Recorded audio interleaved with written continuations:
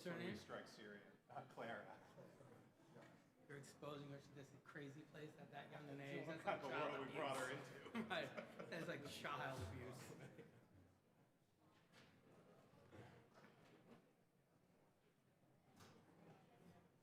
Retold the story of somebody was asking me about.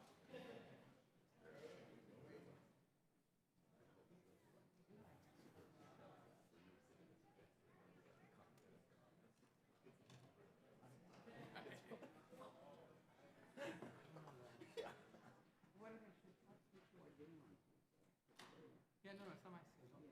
What's do they have a name for your grandson? They have a name. I know mine. Low? That's weird. That's what they're gonna call it. They have two names. Foreign sounding names. I would recommend David. You put the one in Hebrew. They got names.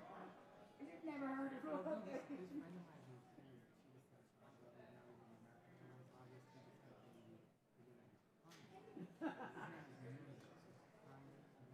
so at first he said to me, I'm like, ha ha, LOL. Is like, then I realized they're serious. Like, in 2018. These kids today. So they have, she's Croatian. That's what she said. So they think it's some kind of foreign, violent. I never heard it. They gave me two choices. Yeah, I'll check in today, go on. Sure, thanks. I've never Never heard either one. That's better than his middle name is Luis Herman Louis. They get called Man. I was dying. Hey, Norma, make sure, try to come to our dinner Tuesday night. Yeah. Talk about gender violence. It's a they get you a seat. Lois is making the arrangements. She'll get you a seat. It's always a sold out show. Sold out.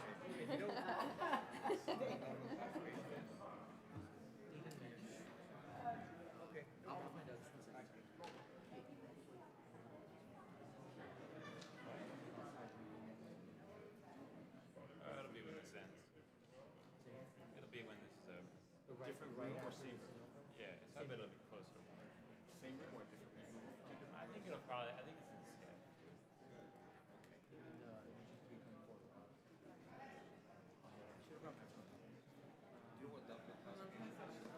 I think it's. Mark's not on this committee. Mark, you're not on this committee. No, I'm going to OGR. I'm I was like, stalling as I one. was like, oh my God, you're on. You can come to point of view. Well, I don't have the influence for everyone. But just keep working You're at it. supposed to It'll say no, happen. You should come to the delegation. What are you going to- today so you can teach Janice and the rest of the college. I'd like to Janice invite come you. to the, But you can't. Don't you have to be a Californian? So you're not allowed to be an interloper. You see me on yours? No. It's history. I don't do this legal thing, you know? Okay, I was Century City. You're the Michelangelo. Okay. They use the word breeding. Reading? David said that? Century City was breeding. He's got some nerve talking about breeding. Right. Do you have some exciting agenda item on OGR tonight? Yes, we're criticizing the former administration. You remember earlier. Yeah. Apparently this is just... You guys are doing some stuff though.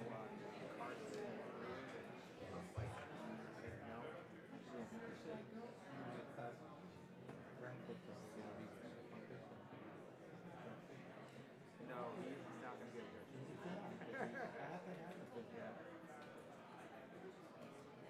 So you're listening to this thing?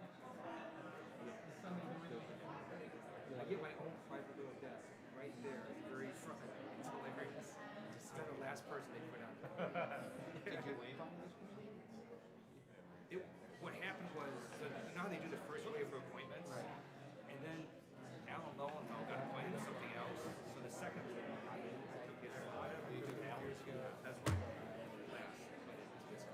You gonna try to do the China trip again? You coming on this? No. Just came on Yeah. the gravitas of Well, foreign you're- affairs. He lowers the standard for all. I do. I've done that for years. No. Ted knows See, me. Ted he knows says that's me. not true, right? So he does better than David. What David said. David accepted it. No, David went. We need no help lowering our standard. Thank you very much. David looked at me and said, "Oh my God, you're on this committee?" I'm like, no. I'm wandering the halls trying to delay it going. Excuse me. We'll get to your office. We'll just try and see if we can do it. Good. That's a how this was. So actually, I'm going to go to Houston later tonight. My son's older son, robotics team made it to the world championship in Houston. That's pretty good. He's in ninth grade. 15.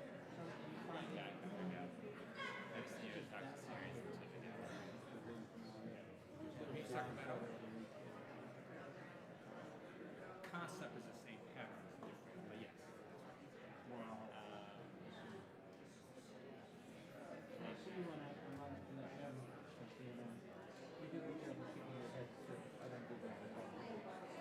Oh, I didn't think about that.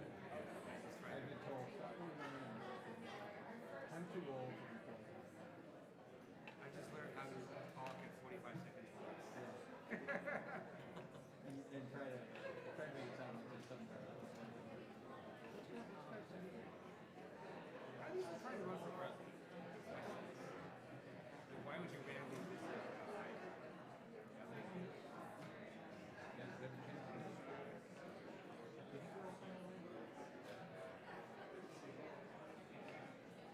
Well, you just have stalled long enough. Have fun criticizing the prior administration. It's not what I'm gonna do.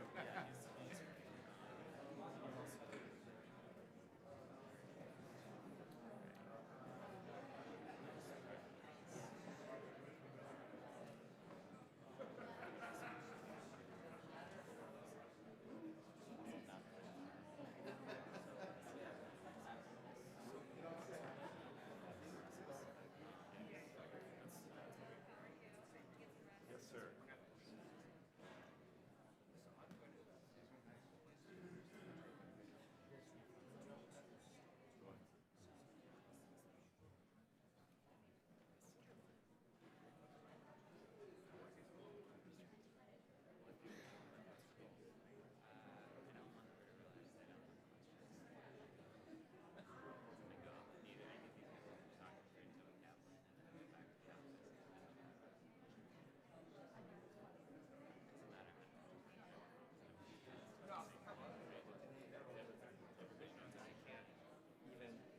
Yeah. Participate in the debate.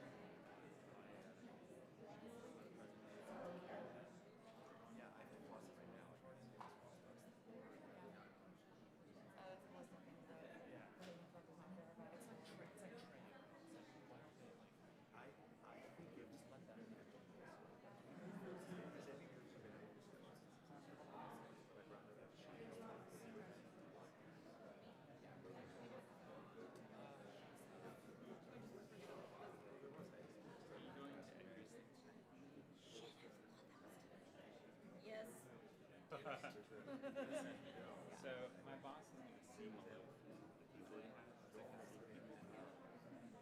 here's my It's not in the building.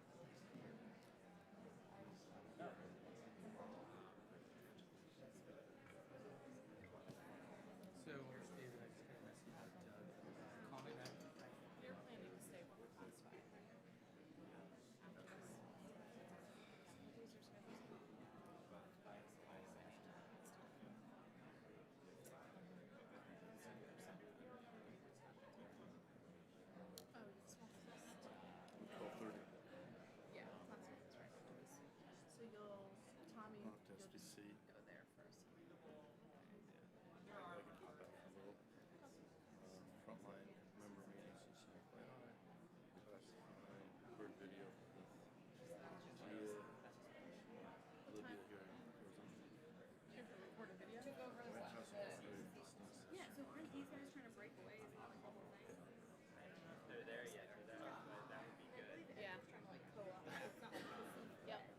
So yesterday was Lori Wallace and Jcpoa. Today is Jared Kushner and Royce. Is there like? We're just getting them out of the way. No.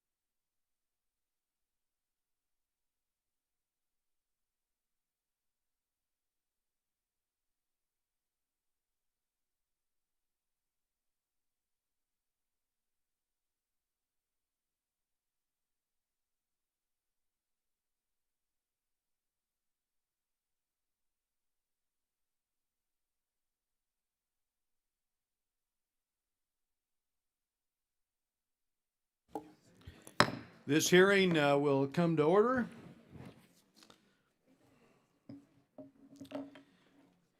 In announcing military strikes against Syria last week, the President made clear the people of the Middle East must shape their own destiny.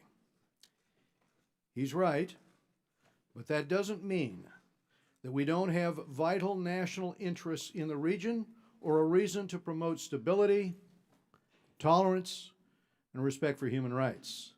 The U.S. and our allies were justified in taking limited military action against Bashar al-Assad. We took that action in response to his barbaric use of chemical weapons. Hopefully, the Syrian dictator gets the message. If not, I have no doubt there will be more military strikes. The world has enough security challenges without the breakdown of the 100-year norm against the use of chemical weapons. That said, military force cannot be the only means of responding to these atrocities.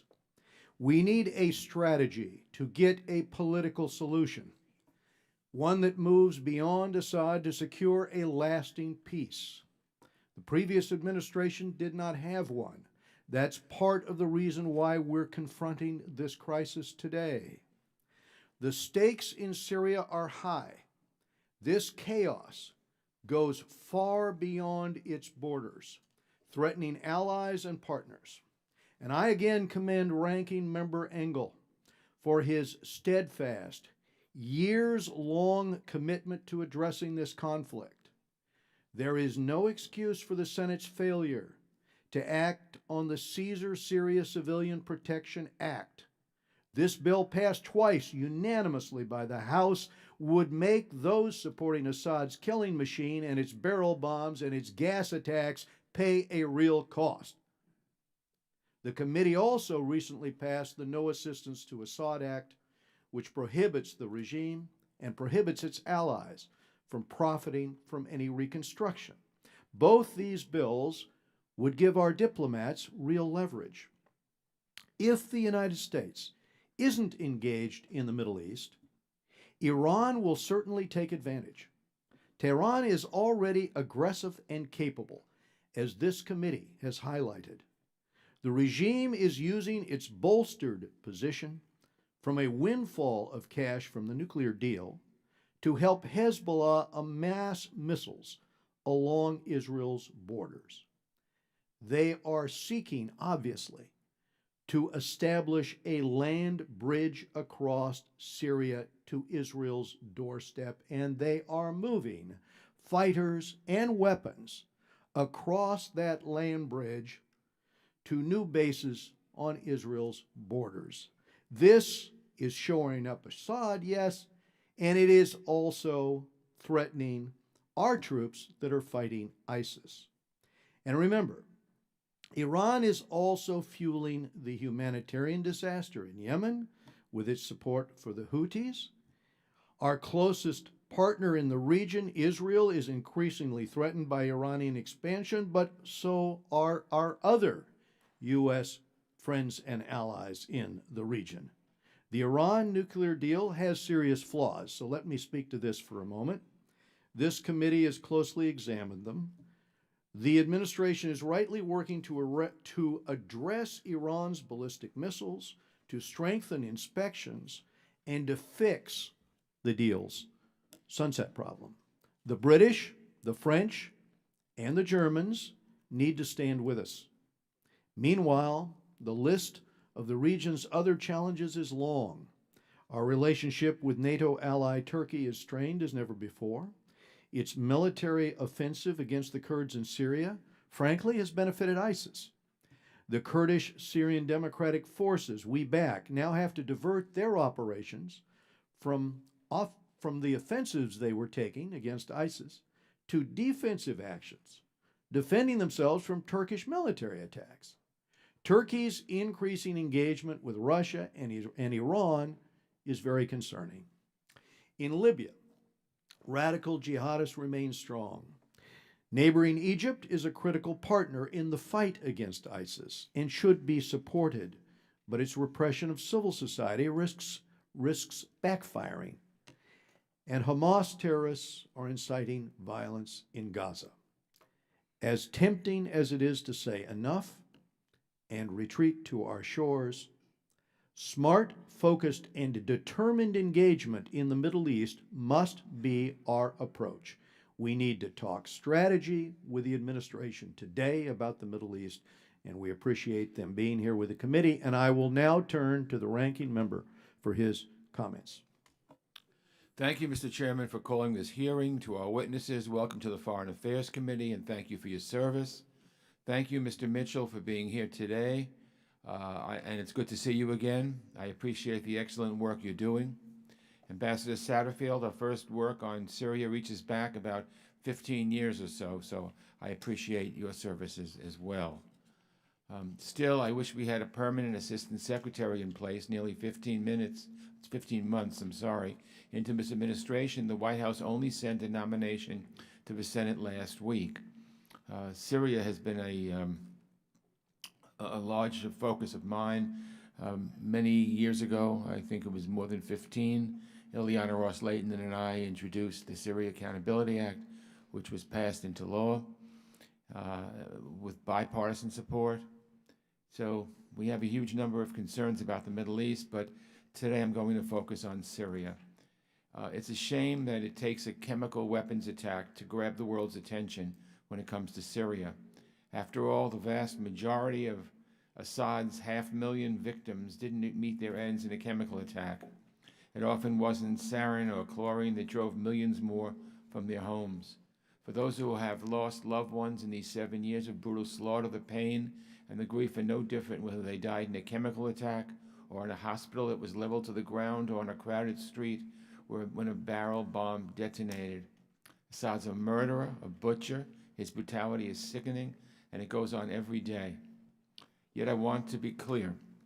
Assad's most recent use of chemical weapons is an abhorrent crime that demanded immediate consequences. Late last week, the United States, the United Kingdom, and France acted together to dole out these consequences. The use of these weapons cannot stand, and whoever would use them and whoever would support those who do cannot go unpunished. But I want to be equally clear. If the administration plans ongoing military action, Congress must first authorize it or prevent it. Even under the most generous interpretation of the War Powers Resolution, the 60-day clock started ticking when the President notified Congress of the attack. Now, if anyone here feels a sense of déjà vu, you're not alone. A year ago, we were debating the same issue. Assad uses chemical weapons, the United States fires off some missiles, but the killing still continues. Why is history repeating itself? Mainly because the administration seems to have no strategy for dealing with the crisis in Syria. That's why, regardless of what happens next, we need to hear from the administration. Even if the President intends for last week's airstrike to be another one-off response, the White House is still past due in laying out a strategy for Syria to Congress and the American people. As part of last year's defense authorization bill, we required the White House to come to us with a strategy by February 1st. That deadline has come and gone. I hope you'll tell us today that the strategy will be sent to Capitol Hill without any more delay. The incoherence is plain to see. Over the last year, the President has publicly disagreed with his top advisors about our path forward in Syria, and his off-the-cuff remarks about leaving Syria and reckless rhetoric have at times emboldened Assad. Just prior to last year's chemical weapons attack, the President said we would have to accept Assad as a fact of life, and shortly before the most recent attack, the President suggested a precipitous withdrawal from Syria. Rather than forming a policy that would help to resolve this crisis, I feel that the President has only made it worse. I'm not holding my breath, but I continue to hope that the administration will bring us a plan that will push for an end of violence, that will ease a political transition, and that will help lay the groundwork for a future for Syria in which Bashar al-Assad has no role whatsoever.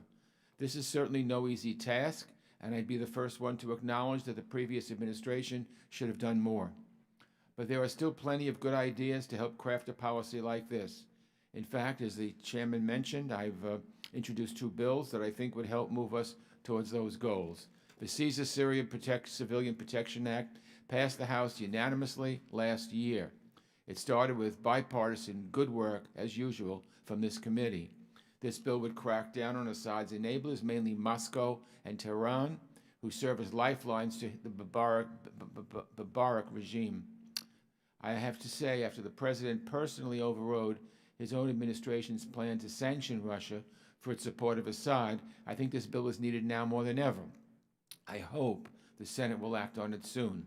The other bill, as the chairman mentioned, is my No Assistance for Assad Act, which I introduced with Mr. Kinzinger, which this committee voted to advance a few weeks ago. This bill would restrict reconstruction funding for any area still controlled by Assad. One bill would help end the violence now. The other would make sure that when this crisis is ended, no American tax dollars are going to help Assad cling to power. We cannot overstate the scope of the tragedy in Syria. Assad has the blood of hundreds of thousands of innocent Syrian men, women, and children on his hands. That this catastrophe has been allowed to go on for so long is a global failure that will leave a black mark on this era of human history. But we cannot throw up our hands in resignation. If America is to remain a leader on the global stage, we must continue working to end the bloodshed. I again thank our witnesses. I thank the chairman. I look forward to hearing how the administration intends to tackle this problem and the range of other challenges with which we are grappling in the Middle East. Thank you, Mr. Chairman. I yield back. Thank you, Mr. Engel. So this morning, we're pleased to welcome David Satterfield. He's Acting Assistant Secretary of State for Near Eastern Affairs. And Wes Mitchell is Assistant Secretary of State for European and Eurasian Affairs. Secretary Satterfield served in many senior positions within the department, including as U.S. Ambassador to Lebanon, as Chief of Mission in Cairo, and Deputy Chief of Mission in Iraq. Secretary Mitchell, prior to his current position at the State Department, was the co-founder and president and CEO of the Center for European Policy Analysis, and we appreciate them being here with us today. Without objection, gentlemen, your full prepared statements will be made part of the record. Members here will have 5 calendar days to submit any statements or questions to you or any extraneous material for the record. So if you would, Secretary Satterfield, please summarize your remarks, and after the 5 minutes, we'll go to Mr. Mitchell and then the questions. Thank you very much, Chairman Royce, Ranking Member Engel, members of the committee. I appreciate the opportunity for me, my colleague, Assistant Secretary Mitchell, to testify. From the Arab Spring in 2011 to the current civil wars in Syria and Yemen, the rise and fall of ISIS's so-called caliphate, no one would argue the many significant challenges the United States and our allies face in the region. However, I want to say at the beginning, in many places the U.S. has made positive strides. We're supporting the growth of a nascent democracy in Tunisia.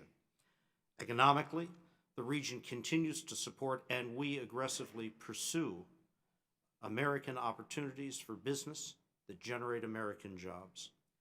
We have supported billions of dollars of sales to our partners in the Gulf, power generation solutions in Libya, Algeria, and Iraq, major sales of locomotives and other power sources in Egypt. And we have made significant, dramatic progress against ISIS. However, this said, we're not blind to the continuing issues in the region, and the U.S. is taking all possible steps to find solutions to this region's enduring challenges. On April 7th, after weeks of heavy Syrian and Russian bombardment on the people of Douma and adjacent areas, the regime deployed chemical weapons, killing dozens and injuring hundreds of innocent men, women, and children. On April 13th, the militaries of the United States, France, and the United Kingdom executed strikes on 3 chemical weapons facilities in Syria. Russia has failed to live up to its guarantee in regard to the 2013 framework agreement that Syria would cease all use of chemical weapons and fully declare its entire stockpile for verifiable destruction. And Iran acts malignly in Syria and through Syria, pouring resources and forces to support Assad and advance its regional ambitions, including in Lebanon. The targeted military action by the US, France, and the UK was a measure to deter and prevent Syria's illegal and unacceptable use of chemical weapons. This sends, we hope, a positive and powerful message to the Syrian regime, Russia, Iran, and the international community that chemical weapons will not be tolerated and there will be real consequences for their use. While preventing the use of chemical weapons in Syria is our immediate concern, the administration's priority remains the defeat of ISIS. ISIS has lost nearly all of the territory it once controlled in Iraq and Syria, but the fight in Syria still has to be pursued to its conclusion. More broadly, the United States supports a unified and territorially whole Syria.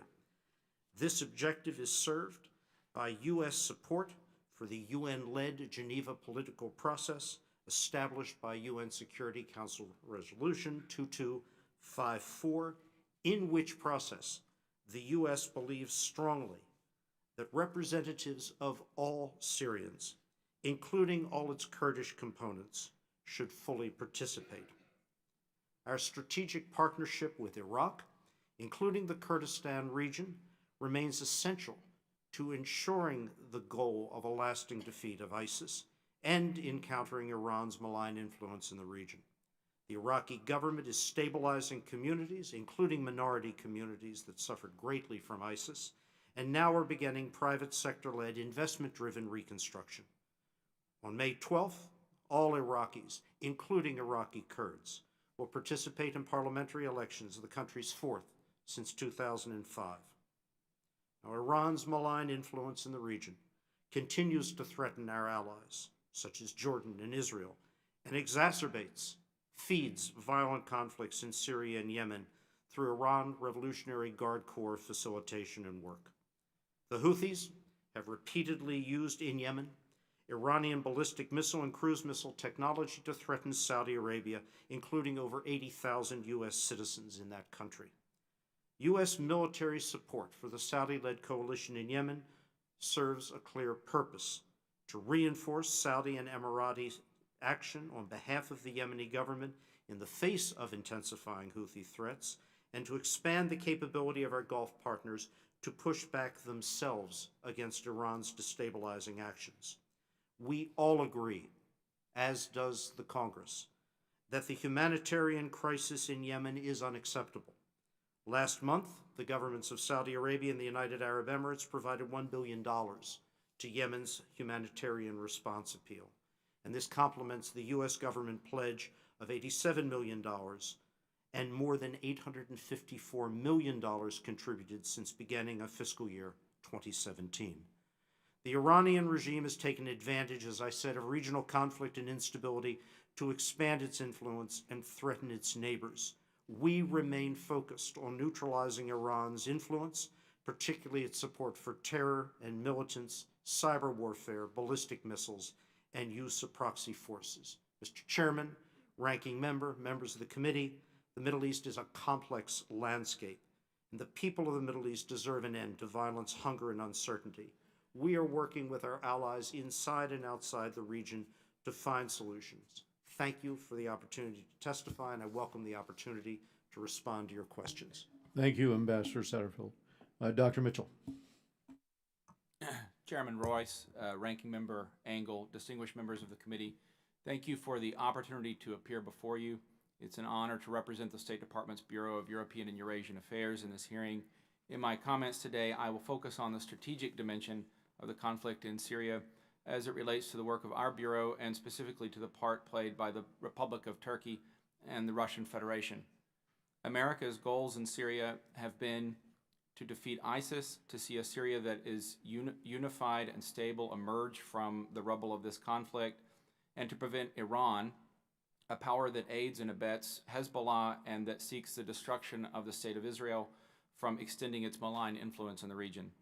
Let us assess Turkey and Russia as they relate to these goals. Turkey is a 66-year member of the NATO alliance and member of the Defeat ISIS coalition. It has suffered more casualties from terrorism than any other ally and hosts 3.5 million Syrian refugees. It supports the coalition through the use of Incirlik Air Base, through its commitment of Turkish military forces against ISIS on the ground in Dabik and Al-Bab, and through close intelligence cooperation with the United States and other allies. Turkey is publicly committed to a political resolution in Syria that accords with UN Security Council Resolution 2254. Turkey has a vested strategic interest in checking the spread of Iranian influence and in having a safe and stable border with Syria. Despite these shared interests, Turkey lately has increased its engagement with Russia and Iran. Ankara has sought to assure us that it sees this cooperation as a necessary stepping stone towards progress in the Geneva process.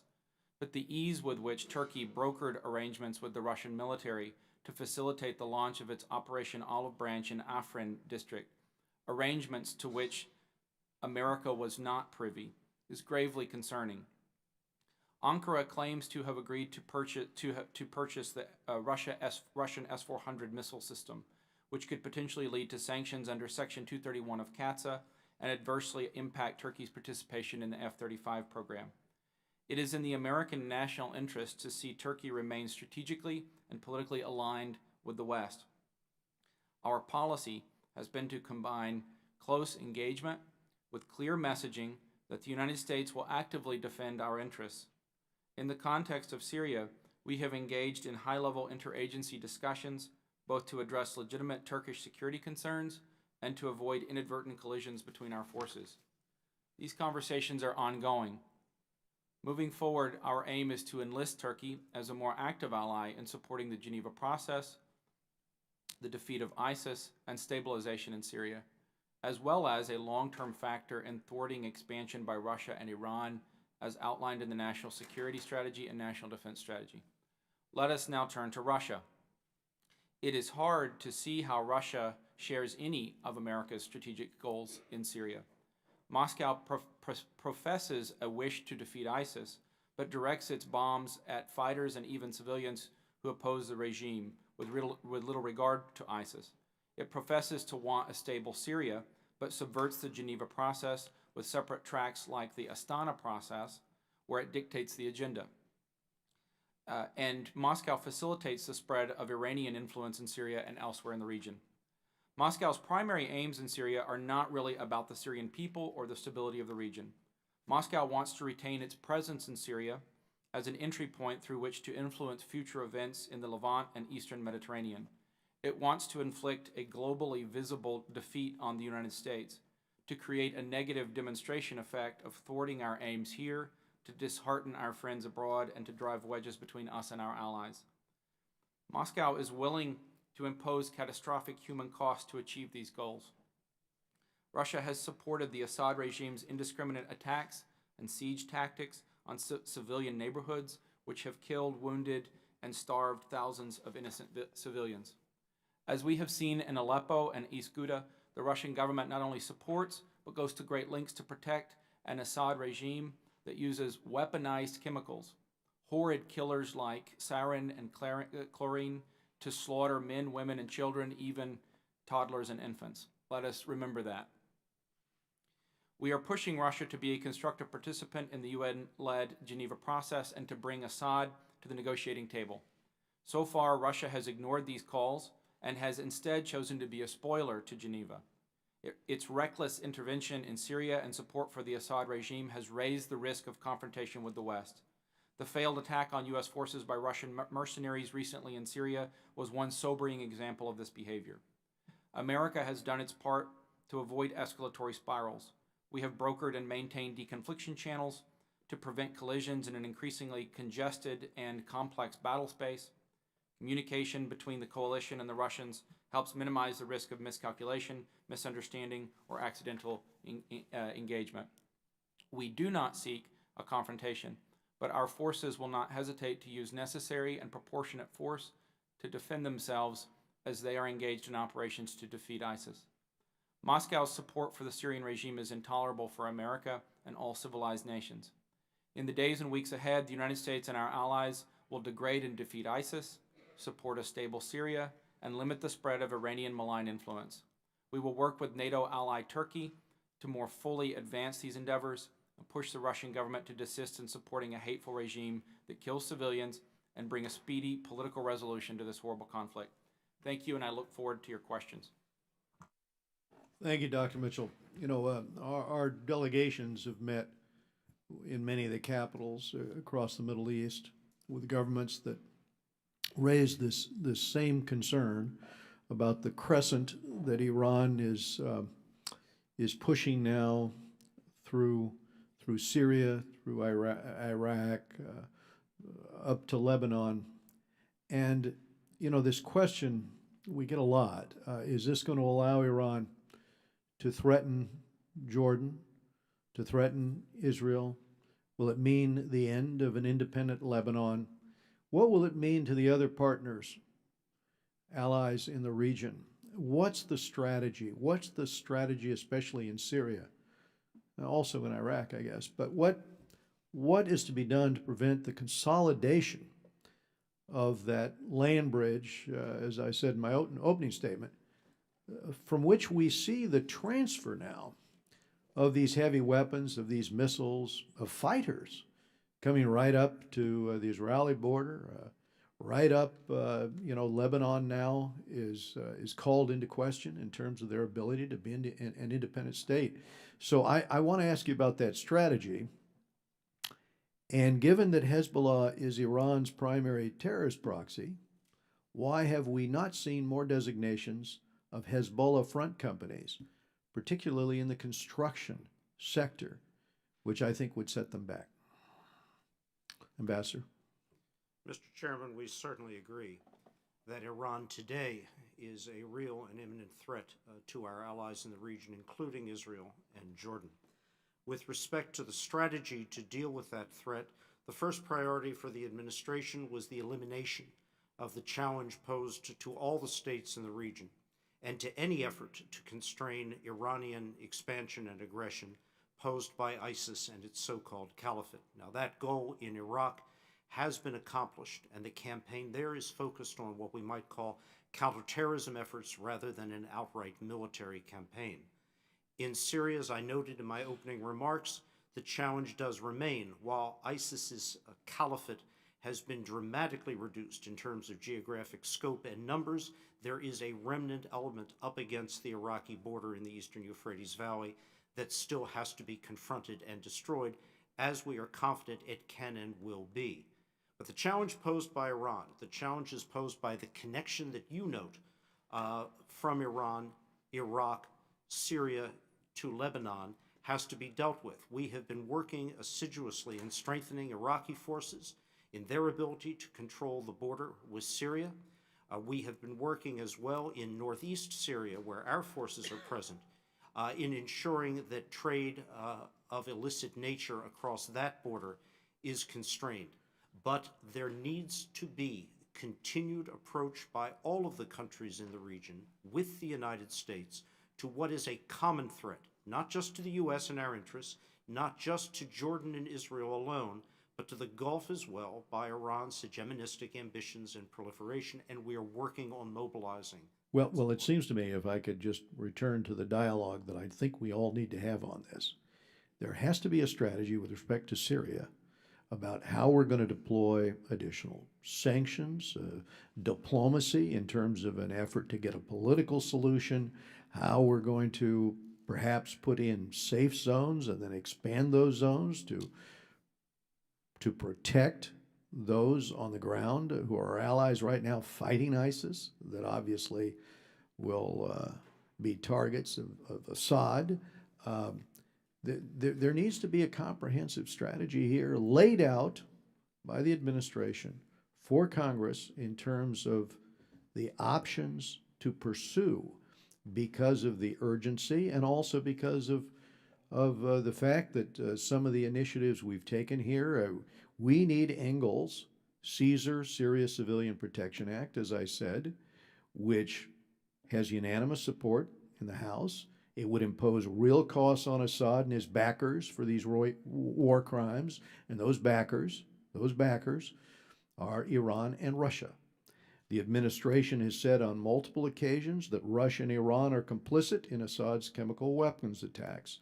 So I just ask another question here. Does the administration support imposing costs on the Russians and the Iranians for their role in the Assad regime's war crimes against its own people?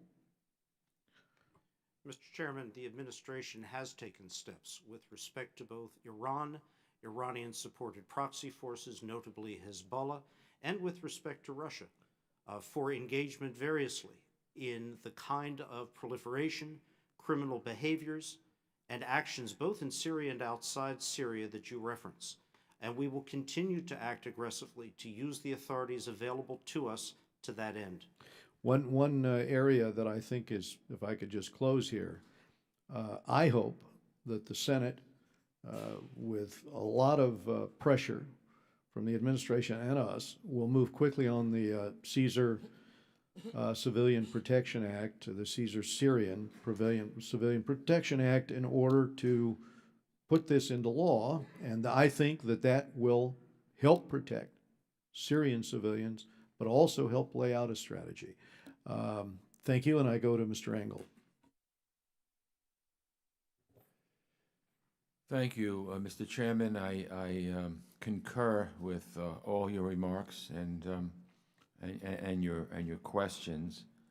I want to just say that when Secretary Tillerson outlined the administration's intentions in Syria in a speech at the Hoover Institution, as the chairman mentioned, he laid out a whole list of goals, and I just hope that those goals remain goals that we are trying to move forward with.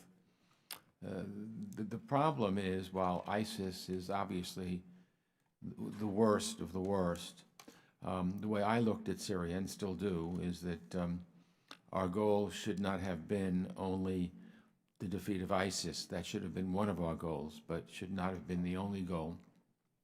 I really think that the defeat of Assad was a parallel goal and should have had the priority that it had. And unfortunately, I think under both the two administrations, it really hasn't been. Assad is just a butcher and a murderer, and it just breaks my heart that we didn't offer support to the Syrian people when they needed it the most. The Wall Street Journal reported this week that the administration was looking to set up an Arab force to take the place of U.S. troops in Syria. So let me ask either of you some questions. Who would contribute fighters to this force? How would the transition take place? Who would train the fighters? Would the United States continue to have some holding force? To what extent is this feasible, considering how thin the region is? Spread in Yemen, would Egypt send fighters to Syrian areas not controlled by Assad? Would the United States continue to provide air cover? How effective would these fighters be, considering we haven't seen these forces be effective in Yemen or the Sinai? Those are just some questions about this. Can either one of you tell me about this Arab force and how much have we thought this out? Ranking Member Engel, the President has made clear he wishes to see the U.S. Continue and complete the campaign against ISIS in northeast Syria. The President has also made clear he believes regional and local parties, regional and local forces need to take on this struggle as they themselves are directly exposed to the consequences of a resurgence of ISIS. Therefore, we are reaching out to partners across the region to see what form of contribution, and not just financial, they may make to sustaining this fight beyond the destruction of ISIS. You see, while I agree with everything you've said, Ambassador, to me, the ISIS is one prong of something, an important prong, but one prong of what we should be doing. I really think to rid the Syria of the butcher Assad ought to be as important as our ISIS concerns. I strongly agree with you that a Syria in which Assad remains as leader, this regime, is not a Syria which we would predict to be meaningfully secure or stable, or not a source of generation of threat and violent extremism under whatever name in the future. And it's why we have strongly supported a political process led by the UN. Unfortunately, that political process has been blocked, and the parties responsible for blocking it are quite clear. It's the Syrian regime itself and the Russians, who, through their absence of pressure on the regime in Damascus, contributes to, enables this freezing of a Geneva process which virtually the entire international community supports. And through their veto in the United Nations. Exactly, sir. Yeah. Is the State Department satisfied with the current communication channels in place with Russia to deconflict issues in Syria? Since Russia became militarily engaged in Syria, they've relied extensively on resupply by air. These flights, both military and chartered civil flights, cross the airspace of many of our partners, including Georgia and Iraq. What discussions has the U.S. had with our partners about closing their respective airspace to such Russian flights? Ranking Member, our discussions in the deconfliction channel, which is quite robust with Russia, have focused on deconfliction of forces on the ground, in the air, in Syria, not on the broader areas that you touch on. Okay. Thank you. Thank you, Mr. Chairman. Thank you. We go to Eliana Ross-Layton in Florida. Thank you so much, Chairman Royce. Welcome to our panelists. I'm hoping to get some clarification from the State Department on the current status of the PLO office. As we know, it is unlawful for the PLO to maintain an office in the United States, but for decades, the executive has had waiver authority to allow the office in D.C. to remain open. This waiver must be renewed every 6 months, and last November, the administration allowed that waiver to lapse. The administration then had 90 days to issue a secondary waiver to allow the PLO office to remain open. That deadline passed in February, and no waiver of any kind has been issued since. Interestingly, however, the administration issued its PLO Commitments Compliance Report just last week, stating, as it always does, that the PLO has not lived up to its commitments. We sanctioned it by downgrading the status of the PLO office, then immediately waived that sanction in the interest of so-called national security, which is used so often. So my questions are, under what authority is the PLO office currently remaining open? Why has it not been closed in accordance with the law? And I expect to hear that state believes this 90-day period for the secondary waiver starts the clock and is not the deadline. In other words, this waiver exists in perpetuity. The administration will never have to issue that secondary waiver, and the PLO office will never have to close despite the underlying law. Is that your interpretation? I would be happy, and I think it would be quite useful, to provide to you a detailed written response on the different aspects of the question, but I can give you a broad overall summary. In consultation with the Department of Justice, which has the direct authority in interpreting the consequences of the failure to waive originally, We have allowed the office to remain not open in a formal status, as has been downgraded, but to remain able to communicate in support of peace negotiations. Are there such peace negotiations underway? We believe the continued purposes of the office meet that requirement, but again, I would like to provide you with a detailed response to the different aspects of the questions you asked. Well, I look forward to conversing later with you and receiving that correspondence. Happy to. Because I'm really interested about the authority under which it remains open. It seems to me that it's very unlawful. But moving to Lebanon, there are elections in just a few weeks in which Iran and Hezbollah will manage to maintain their position, probably strengthen it. And Secretary Tillerson has said that we have to recognize the reality that Hezbollah is part of the political process in Lebanon. Could you unpack that for us, explain state's position and interaction with Hezbollah? Do we have the same position in regards to Hezbollah and the Lebanese armed forces? Thank you. Thank you to both. We regard Hezbollah as a terrorist organization. We both designate members of Hezbollah and those associated with Hezbollah's support, as well as entities that are involved with Hezbollah. That hasn't changed. That remains and is vigorously pursued. With respect to the Lebanese elections, we certainly support a free and fair election in Lebanon. With respect to the outcome, you will understand I don't want to prejudice by my comments those outcomes, but I would say broadly speaking, we do not see the likelihood of a dramatic change in the political constellation, the balance that marks Lebanese electoral politics or the National Assembly today. With regard to the Lebanese armed forces and Hezbollah, I do want to be clear. The United States has provided exceptional support for the Lebanese armed forces in recent years, and not just financial support. It's not simply a dollars and cents issues. We have personnel working closely with and in the Lebanese armed forces. This gives us an insight and a view into how those forces function that we've never had in the past. And I can say here on the record, we do not believe that the Lebanese armed forces are anything other than a legitimate institution of the Lebanese state. And I would note that in strengthening that legitimate institution, you effectively counter the illegitimate security structures, militias, principally Hezbollah, which pose a challenge to the state and its authority. Thank you very much for a thorough answer, Mr. Ambassador. And I echo the chairman's desire to see more designation and sanctioning of Hezbollah affiliates. Thank you so much, Mr. Chairman. And we go now to Brad Sherman of California.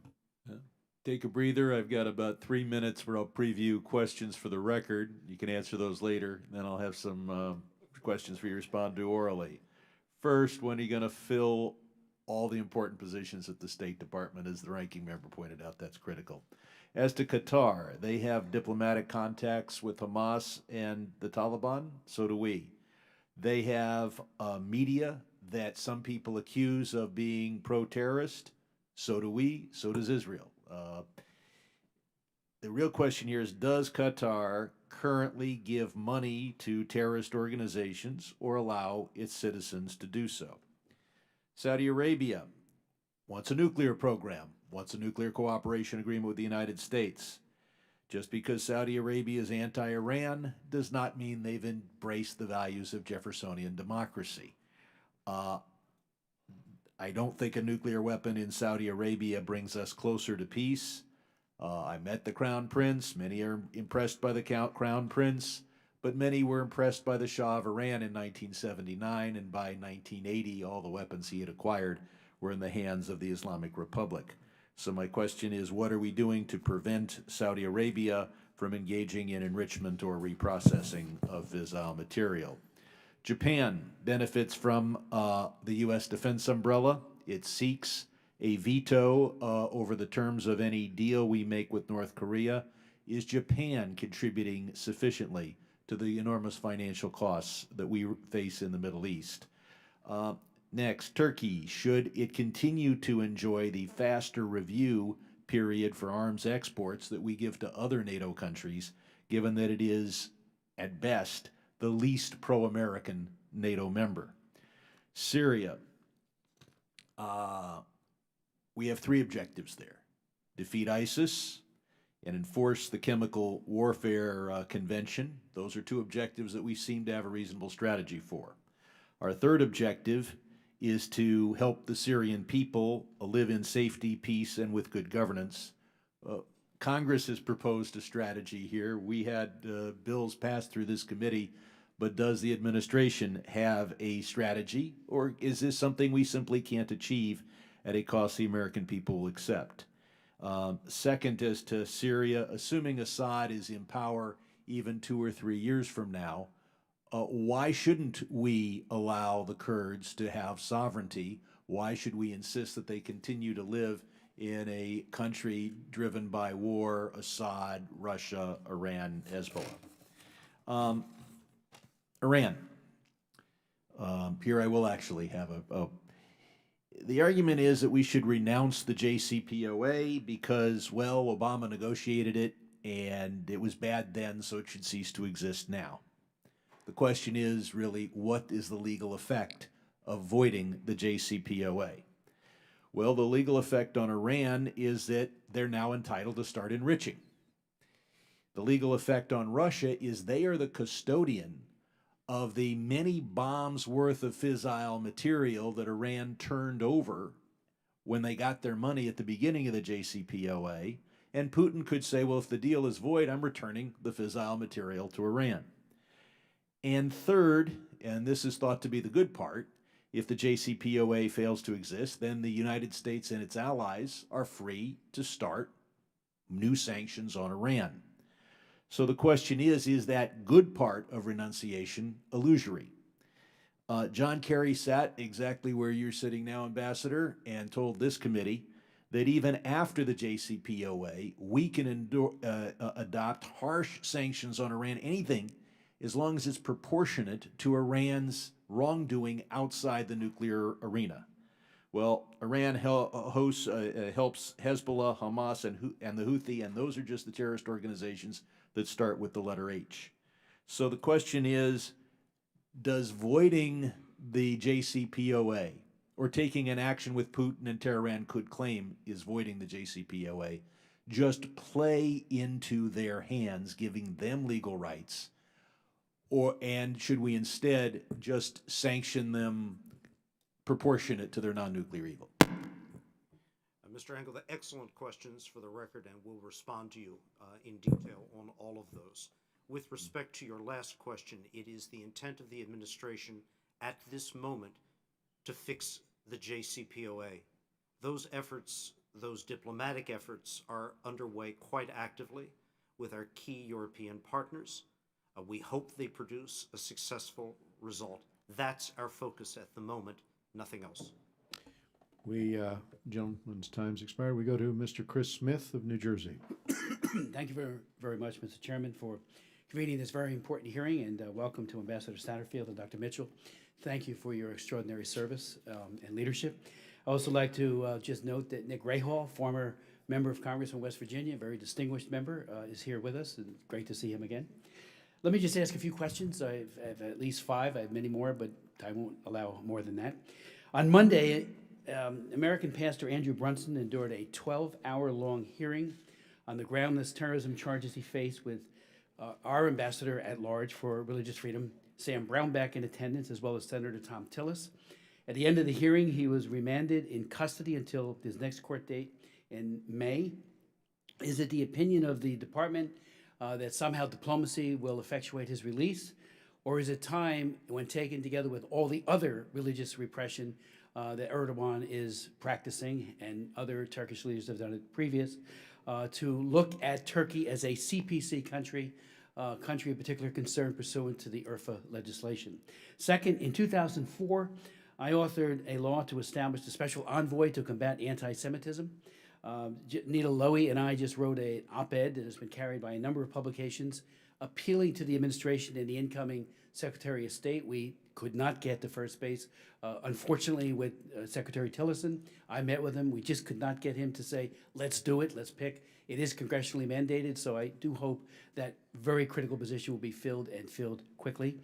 Third, and just like my good friend Eliot Engel and the frustration of the Senate not taking up a bill, H.R. 390, the Iraq and Syria Genocide Emergency Humanitarian Relief and Accountability Act, which I worked on for 4 years, held 10 congressional hearings.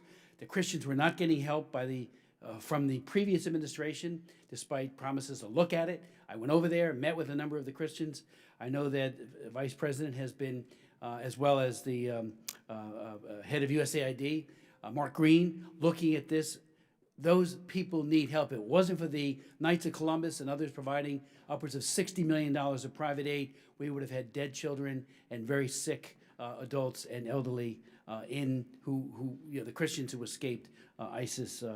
So please, that legislation needs to pass. It also has an accountability piece so that we can bring charges with facts against those who have committed these crimes. Fourth, on UNRWA, I just looked at some recent very, very compelling testimony about the anti-Semitism and the anti-Americanism that's contained in the textbooks. We're going to do a hearing in my subcommittee on this shortly, joint with Ileana Ross-Layton, who has been very, very focused on that as well. It's not getting better. It's arguably getting worse. And finally, the cash payments that were made to Iran. The Iranian deal, in my opinion, was egregiously flawed on a number of fronts, anytime, anywhere, all the other reasons. But where is that money going? How has it been spent, and how much? Are we, through that sanctions relief, providing assistance to the troops that are being deployed to Syria? Hezbollah is getting money, we know, from Iran. Is that part of the sanctions relief money? If you could answer those questions, I'd deeply appreciate it. Congressman, thank you for those questions, and you've raised some very important issues. Let me quickly deal with two of the issues that you've raised. First of all, Pastor Brunson, this is a matter of considerable focus and concern for the State Department and from my bureau. For me personally, I visited with Pastor Brunson's wife, Noreen, in Ankara not long ago.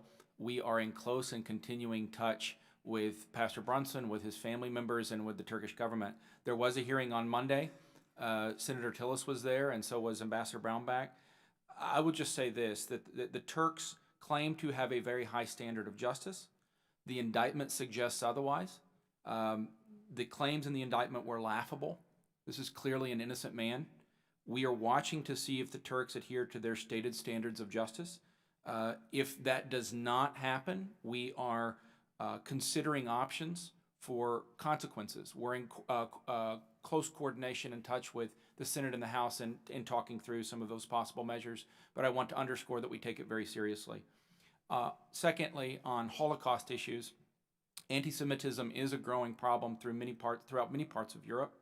The Office of Holocaust Issues is housed in our bureau, European Affairs. I established for our team when I came into my job that this would be a very high priority for us. I don't have any comments to make at this time about the role that you have mentioned. I will simply say that matter is under consideration. With respect to assistance to the Christian and other minority communities in the Nineveh Plains, this is indeed, as you noted, an object of special focus for the administration. The Vice President has led on this effort, and we continue to engage. As you know, I believe we have provided extraordinary assistance beyond that previously or generally allocated for the communities of Iraq, specifically for the purpose of assisting these communities. We see this as a very positive direction. On UNRWA, again, the President has made very clear that we are examining quite closely every dollar of taxpayer money that has been or may be expended for the purposes of support of UNRWA. And at present, the administration does not have plans for any additional funding. We will review that issue based upon that careful consideration of where the monies are going, what other support exists for UNRWA amongst regional parties, international parties, and the purposes for which it goes. Finally, on the Jcpoa and the specific question you posed on money, I'd like to be able to respond to your question in a different format not here in an open session, but we can get you responses to your question. I appreciate that. Thank you. We go now to Mr. Greg Meeks of New York. Thank you, Mr. Chairman. Ambassador, let me just follow up on that, dealing with the Jcpoa real quick. In your last response to Mr. Sherman, as the ranking member on Europe, I've talked to a lot of the E3, I've talked to folks about our allies, the military in Israel, etc. They've all come back and said to me that the Jcpoa, for the limited purpose of which it was agreed upon, is working. And so they have, extreme concerns about us moving out. They say for the limited purpose of preventing Iran from having a nuclear weapon, given the terms of the agreement, they're much better off. They know more about the Iranian nuclear program than they've ever known before, etc. So you said that what needs to be fixed? So, as far as what that purpose is, can you tell us that? There are three critical deficiencies we identify both in the Jcpoa, more importantly in the frame around the Jcpoa. One is the absence of sanctions addressed to Iran's ICBM, that is long-range intercontinental range ballistic missile program. The second is the matter of inspection authority for the Iaea in certain types of institutions in Iran, which are not, in our view, adequately laid out, empowered within the Jcpoa text. And finally, the so-called sunset clauses. That is the sunsetting of restrictions on critical elements of the enrichment program and enrichment cycle, where we wish to see, essentially through a frame or follow-on agreement to the Jcpoa, an elimination of those sunsets. Now, we're engaged in detailed discussions with the E3, with our critical European partners. Those discussions are ongoing literally today, and we very much hope they come to a positive resolution. And if they don't?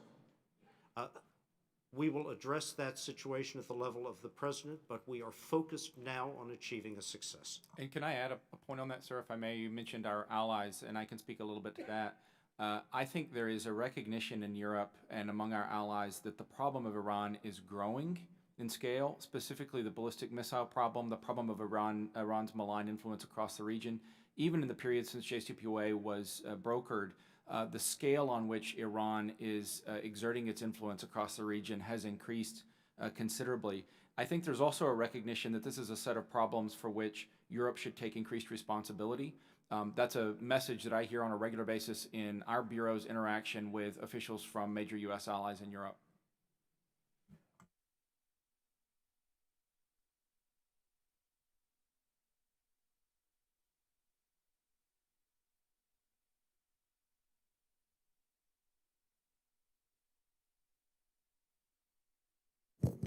Are we ready to walk away from our allies? And we're also talking about part of that agreement is China and Russia, and given what's going on with them right now, so that we are virtually dividing the signatories of the Jcpoa. And so you say we'll take it up at that time, but this was a multilateral agreement that, from what I'm getting, everyone says Iran has not violated. And at the same time, we're in about the process of negotiating an agreement with North Korea about our word and whether we stand by it or not.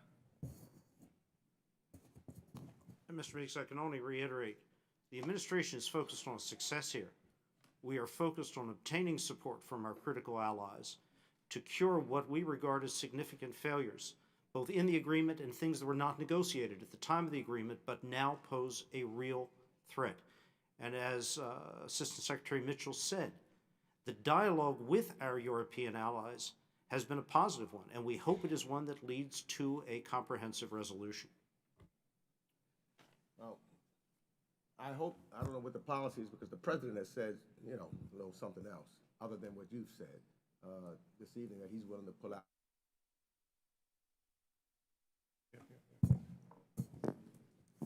The message we've gotten from the President is that we're willing to leave our allies and change what the agreement was, because I think that's what the concerns of our allies are, that we are fundamentally changing what the agreement was. And so we'll see how it goes and where we end up, but I think it's a very dangerous situation. We go now to Mr. Dana Rohrabacher of California. Secretary Mitchell, last month in Kosovo, 6 Turkish nationals were kidnapped and sent back against their will to Turkey, where they are imprisoned. They were members of the Gulen movement, and it's somewhat of a scandal in Kosovo. We have in Turkey now is a government that's willing not only to oppress its own people, which, as we know, they've been arrested by the thousands, but now is projecting itself into Europe and conducting itself in instances like I just described. Quite frankly, the tone of your testimony today was certainly not someone that seemed to be alarmed about the misdirection of Turkey.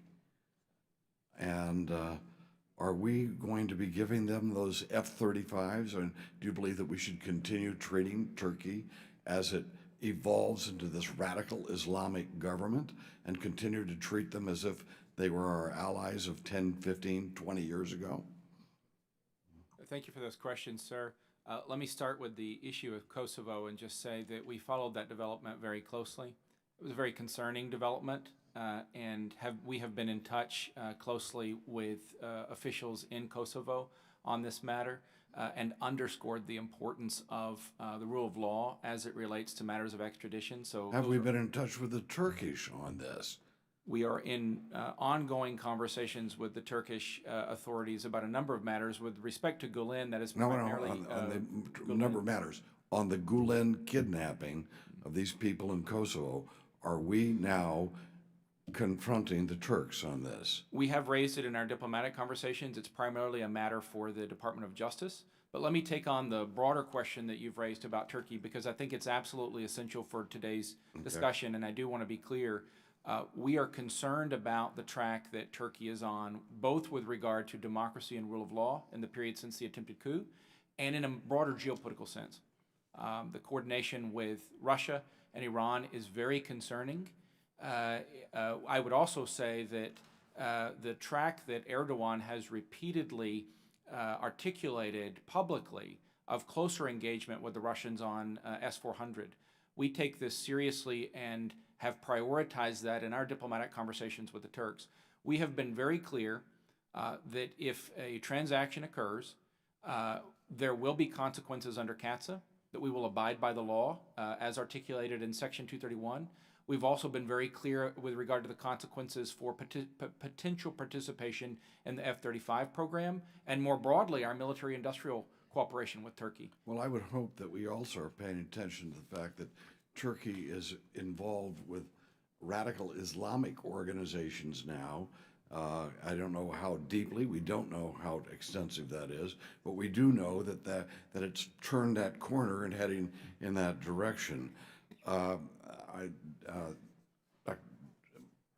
Secretary Sutterfield, what is our purpose in Syria? Will we accept anything less than, would we accept a compromise that would keep Assad in power, at least in part of Syria? Or is our goal and our purpose only to totally eliminate the Assad government? Mr. Rohrabacher, our purpose of our forces in Syria, as Secretary Mattis, Chairman Dunford have stated repeatedly, is to defeat ISIS. The purpose of our diplomacy, of our international engagement with respect to Syria, is to support a political process which at its end has a revised constitution, elections conducted under the auspices of the United Nations, and our belief is that those elections, if freely and fairly conducted amongst all Syrians, including the emigre Syrian communities, would not produce the survival of the Assad. Well, let me just note, what you described wasn't just Syria, but probably 3/4 of the countries of the Middle East. And if we made those demands of, why is it that Syria, we have to make those demands against Syria and not against all these other countries in the Middle East?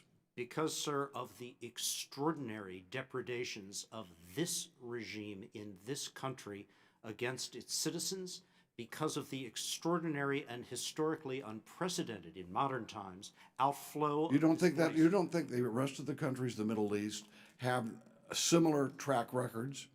You're trying to tell me that, well, we heard the same thing, of course, about Saddam Hussein. We heard the same thing about Gaddafi, and we end up creating total chaos in that part of the world. No regime in modern history in the Middle East, including Saddam Hussein's, has killed as many of its own citizens, has produced external and internal displacement of its own citizens on the scale of the Assad regime. No, it's unique, sadly. Well, let me just say, Mr. Ambassador, you read history differently than I do. That is an area that is filled with dictators. It's filled with authoritarian regimes, filled with our allies that if people rose up against them as they're rising up against Assad, he's a bad guy, he's a dictator, he's everything you said, but he's not that different from these other regimes once they are challenged. Once they were challenged, don't tell me the Qatar government wouldn't mow down all of their guest workers if there was an uprising in Qatar, and vice versa with these other regimes. I'm very disturbed by the fact that we're sliding into a war and not having an out that will not lead us to major military commitments to that region, and that would be a disaster. And I think it's based on the analysis you just said that Assad is somewhat different than everybody else. I don't think so. Thank you very much, Mr. Assistant Secretary. We go now to Albio Ceres of New Jersey. Thank you, Chairman, for holding this hearing, and thank you for being here. One of the concerns that I have is the buildup of the Iranians as they're getting closer and closer to Israel.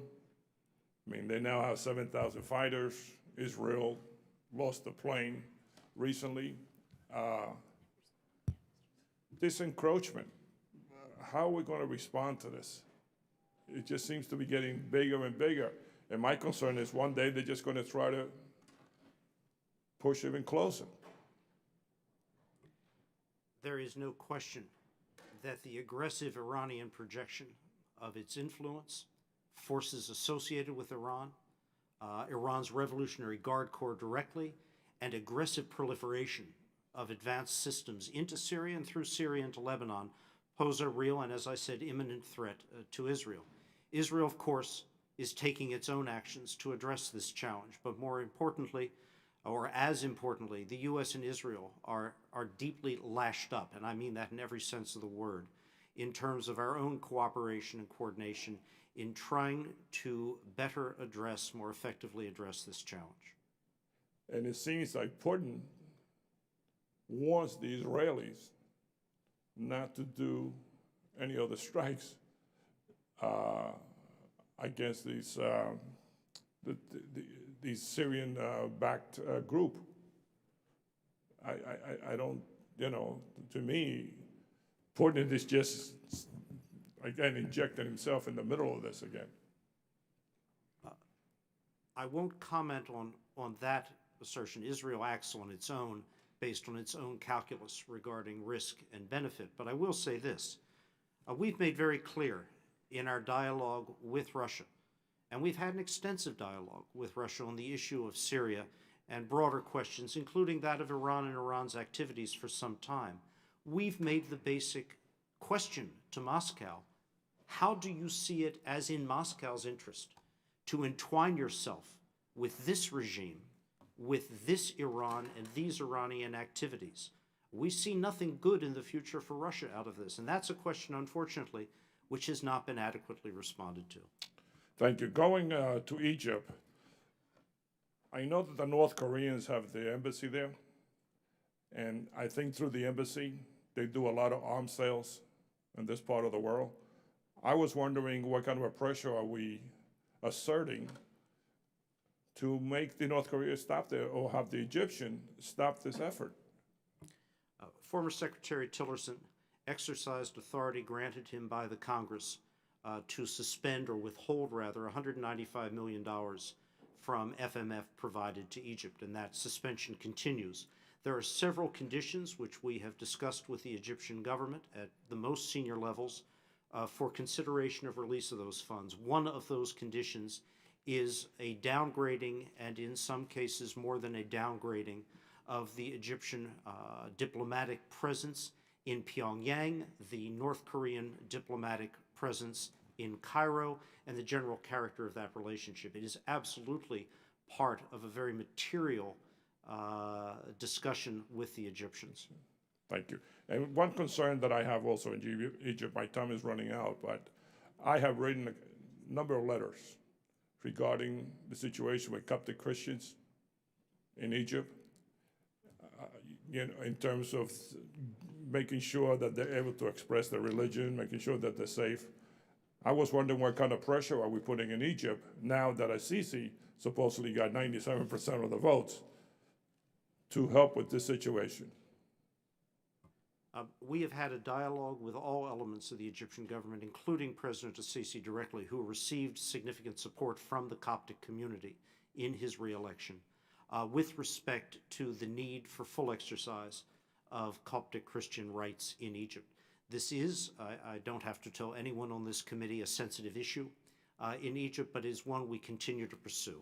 I'm more concerned about the security of the Coptic Christians in this country.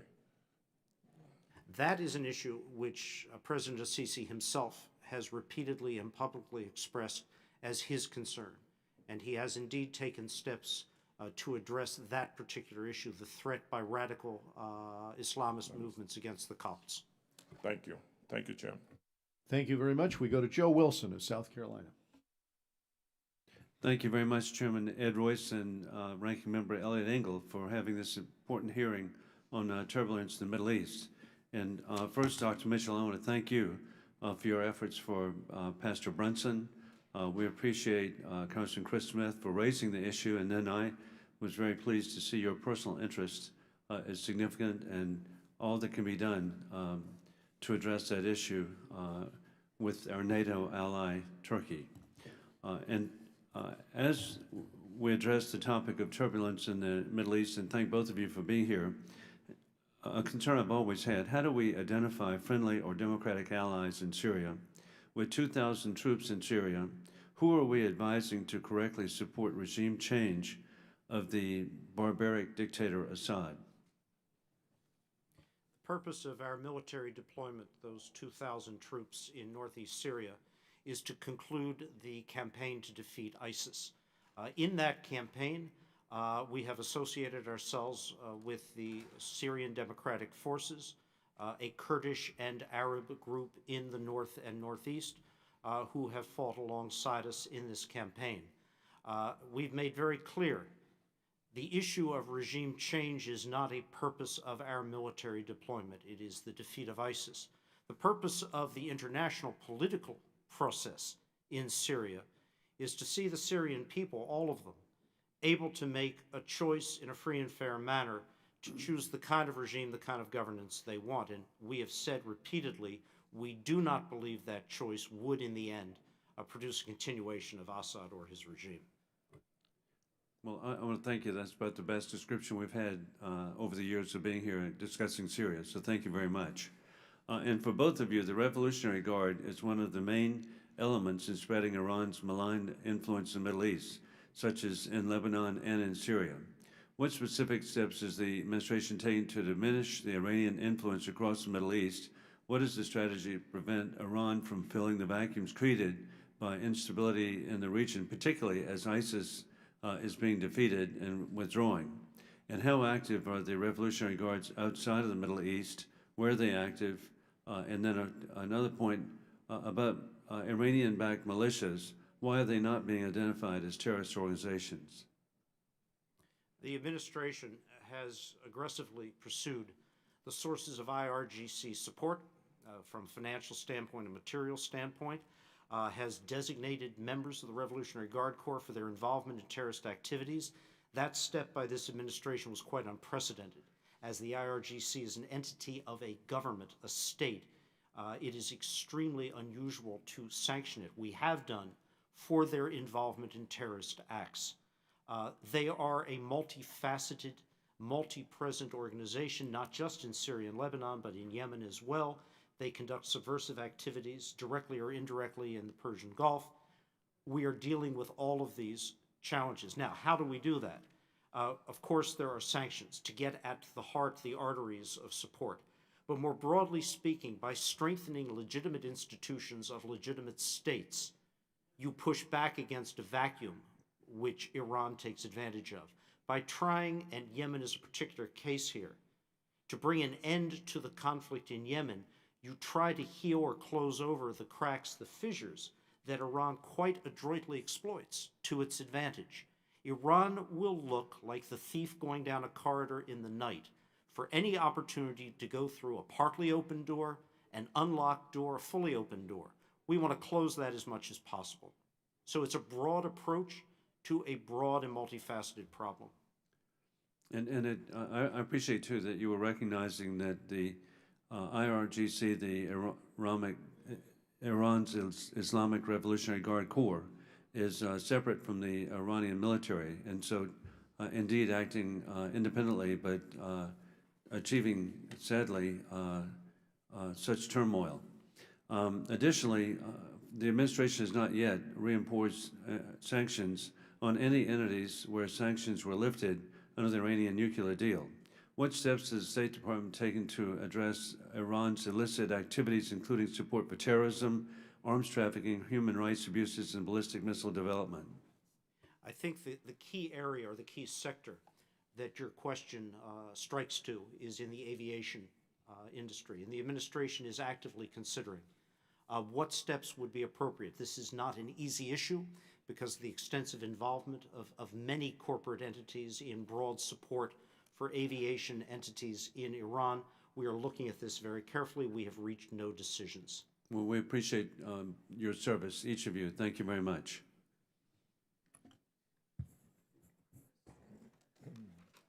Mr. Ted Deutsch of Florida.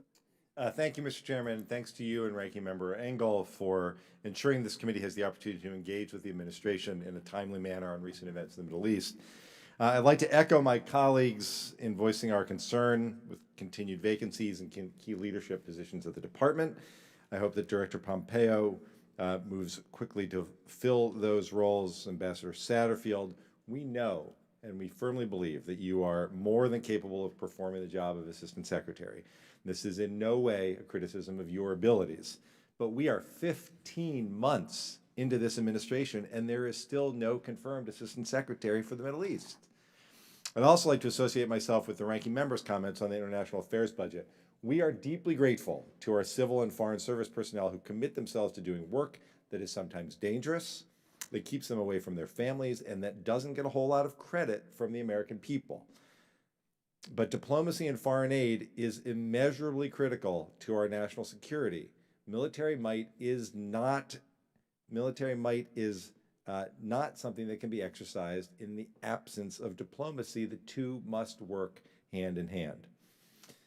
Before I ask my questions, I would also implore both of you to make the return of Americans held in Iran, particularly my constituent Robert Levinson, the longest held American hostage, a serious priority. Even as the president potentially disengages from Iran, we cannot allow whatever decision is made on the nuclear file to impact our efforts to bring Bob home to his family.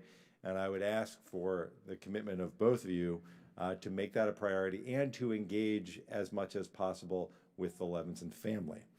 And finally, before turning to my questions, I'd just like to respond to my colleague who suggested that Assad is doing what any leader in the region would do. The answer to that is no.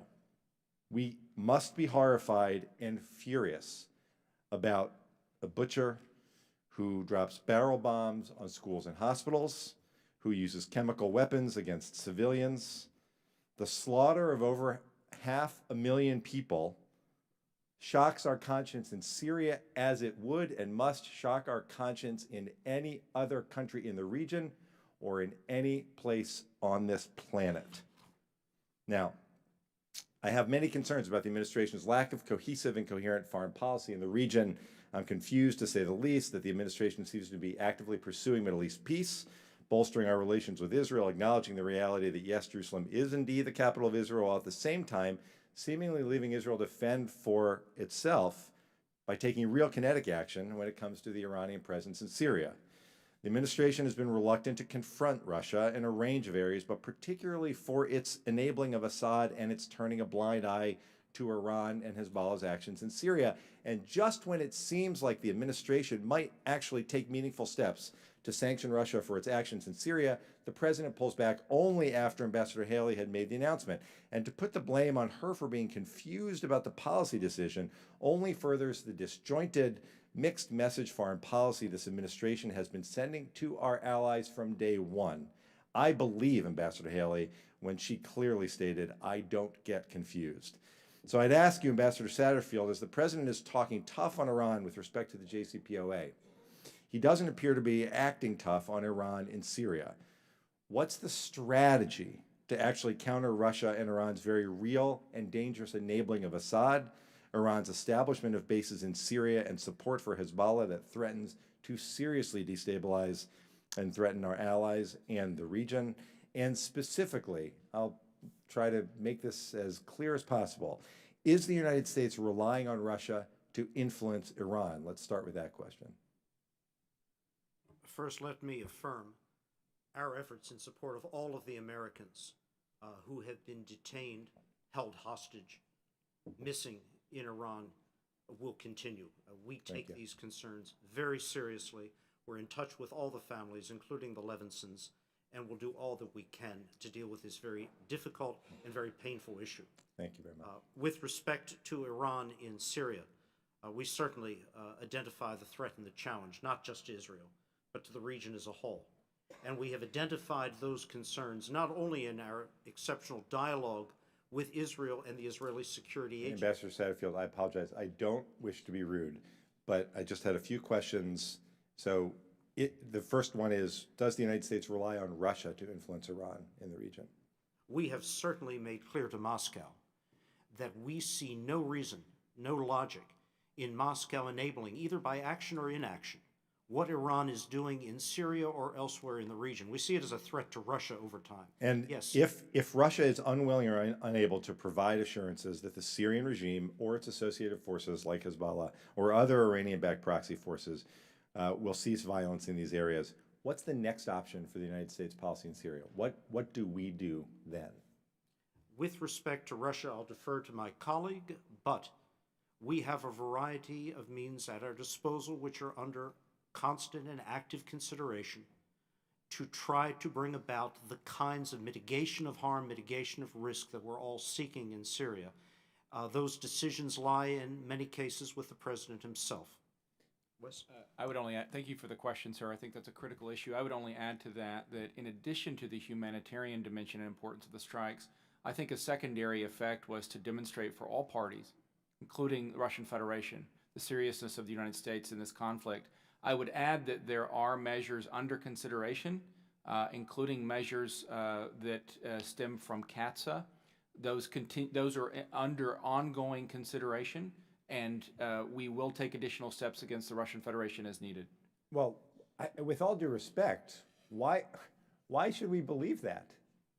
When it was announced that we were going to impose sanctions, only to have the president or those close to the president essentially throw the UN ambassador under the bus, saying that she didn't know what she was doing. Why should we believe you when you come here and say that we're serious about the possibility of imposing sanctions? Well, the reason you should believe me, sir, is that since January of last year, this administration has implemented sanctions against 189 individuals and entities in Russia, including 136 under Ukraine authorities and 24 under CATSA authorities. So for the main part of your question, I would say we have credibility with regard to toughness on Russia. Was our credibility threatened at all by the interaction over the past few days when we were about to act? And then, if I could make the point, we're over by a couple of minutes, and yeah. So let's go to Mr. Scott Perry of Pennsylvania. Thank you, Mr. Chairman. Thank you, gentlemen. I just want to respond a little bit to my friend and colleague, who I respect, regarding the administration's dealing with Russia. The last administration obliterated decades of foreign policy that was bipartisan, that generally, in large part, kept Russia out of the Middle East and out of meddling there. And this administration has been left to pick up the pieces. And with regard to leaving Israel left alone to be the only one providing kinetic activity in Syria, I remind the gentleman that the last administration provided none except for harsh rhetoric, while this administration has had rounds impacting on the ground in Syria. And with that said, I think I want to turn to Dr. Mitchell here. Iran provides Hezbollah with approximately $800 million annually, trains thousands of their fighters in camps in Iran. Hezbollah possesses approximately 150,000 missiles. Hezbollah provides construction facilities near Israel to produce more of these munitions. In that context, Hezbollah is, the former Secretary of State described Hezbollah as part of the political process in Lebanon, and we're not, I think we'd be fools to disregard that, but I just wonder if there's any concern from state that this tends to legitimize a violent theological extremist group whose stated goal is to destroy Israel. In no way do we intend to legitimize Hezbollah. In no way do we distinguish between Hezbollah's terrorist activities, its so-called military wing, from its so-called political wing. That's a distinction many in the world make. It is one we reject completely and have done historically. It's the same. I want to make sure that there's a bright line there, and I appreciate that. Let me ask you this, and maybe this for you, Dr. Mitchell, if that, I'm sorry if I got that wrong. The EU seems to resist designating Hezbollah in its entirety as a terrorist organization, even though they're, obviously wreaking havoc in Syria and in Europe as well. What are we doing to persuade the EU to make this designation? I think it's important. What are we doing? Well, thank you for that question. We engage with our European partners on a regular basis on this matter. I would say it's fair to say, from a U.S. perspective, we have a lot of frustration with the Europeans on this particular question of Hezbollah. I've been part of conversations where we've talked to the French, the Germans, the British, and others. Those are ongoing conversations. I think it's part of a broader mosaic. What is their aversion? What could their aversion be? Well, I would refer you to the capitals of those countries for the specifics of their concerns. Do you have any inclination? I understand I can go ask them, but we're paying you to find these things out for us. Do you know do they see them as not terrorist, not subversive? I'm going to resist the temptation, sir, to speak on behalf of those governments. I would just say, from our perspective, we make it clear all the way up to the level of the president, not only on Hezbollah, but on the broader Iran problem, that there can't only be an American solution to this long term, that we have to have greater European participation, whether it's plugging the gap. So other than the kind rhetoric and hoping they'll come to the table on this, or is there anything the United States is doing from a diplomatic standpoint to kind of urge them out, so to speak? I get the carrot, where's the stick? Is there a stick? This government has been in contact continuously with our European partners in Paris and elsewhere. I participated in a number of these talks. We have a more extensive, focused dialogue on the issue of Iran and Hezbollah, the Irgc, than at any point in memory, and I've been part of this discussion. I appreciate it, and I'm sure you do. Century. Now, what have we done? Despite continued resistance at a political level for making the same bright line co-identification of political and military parts of Hezbollah that the EU maintains, we have achieved much more in the way of actual designation and sanctioning by critical European partners than we have done in the course of the last many years. Is it enough? No. Is it progress? Yes, it is. Well, I will just tell you that, at least from this point on the dais here, there's not enough progress fast enough. I know we're impatient. I know it's hard, but you just must we must have success in this regard. We cannot, and please know that this is a point of concern, and when you come back, we're going to continue to ask. We agree. So let me ask one more question with the chairman's indulgence regarding the Train and Equip Fund. It's my understanding that in 2015 for Iraq, 1.5 billion, 2016, 715 million. I ask this question in the context of, I feel like the American taxpayer is now left in a position to train and equip the IRGC and the Quds Force operating individually as units and individuals that have infiltrated the Iraqi army. Local municipal elections are looming, and I'm wondering what the number is that we're currently spending on train and equip funding in Iraq, and what's going to be done about that?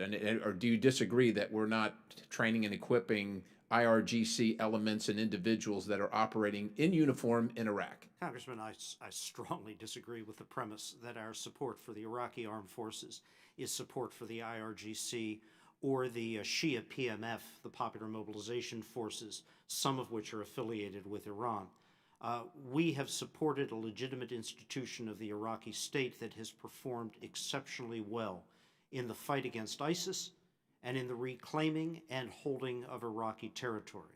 Now, the issue of whether there are individuals who are present within the Iraqi security forces whose allegiance may lie to the PMF, undoubtedly there are, but there is a confabulation between that reality and saying we are facilitating the IRGC or the PMF. Absolutely not. It's not our intent or reality. I don't want to be hypercritical, and I'm concerned not only for our national security, but for the taxpayers and the fidelity and the future of Iraq. Are you willing to say that there are no IRGC forces using any United States provided military equipment in Iraq right now? I will review the record, but to my knowledge, there is no provision of U.S. military equipment or funding to the IRGC. I know it's not going to the IRGC. Here's a strategy. How about having the ambassador? Ambassador, if you will review the record and get back to General Scott Perry on the issue.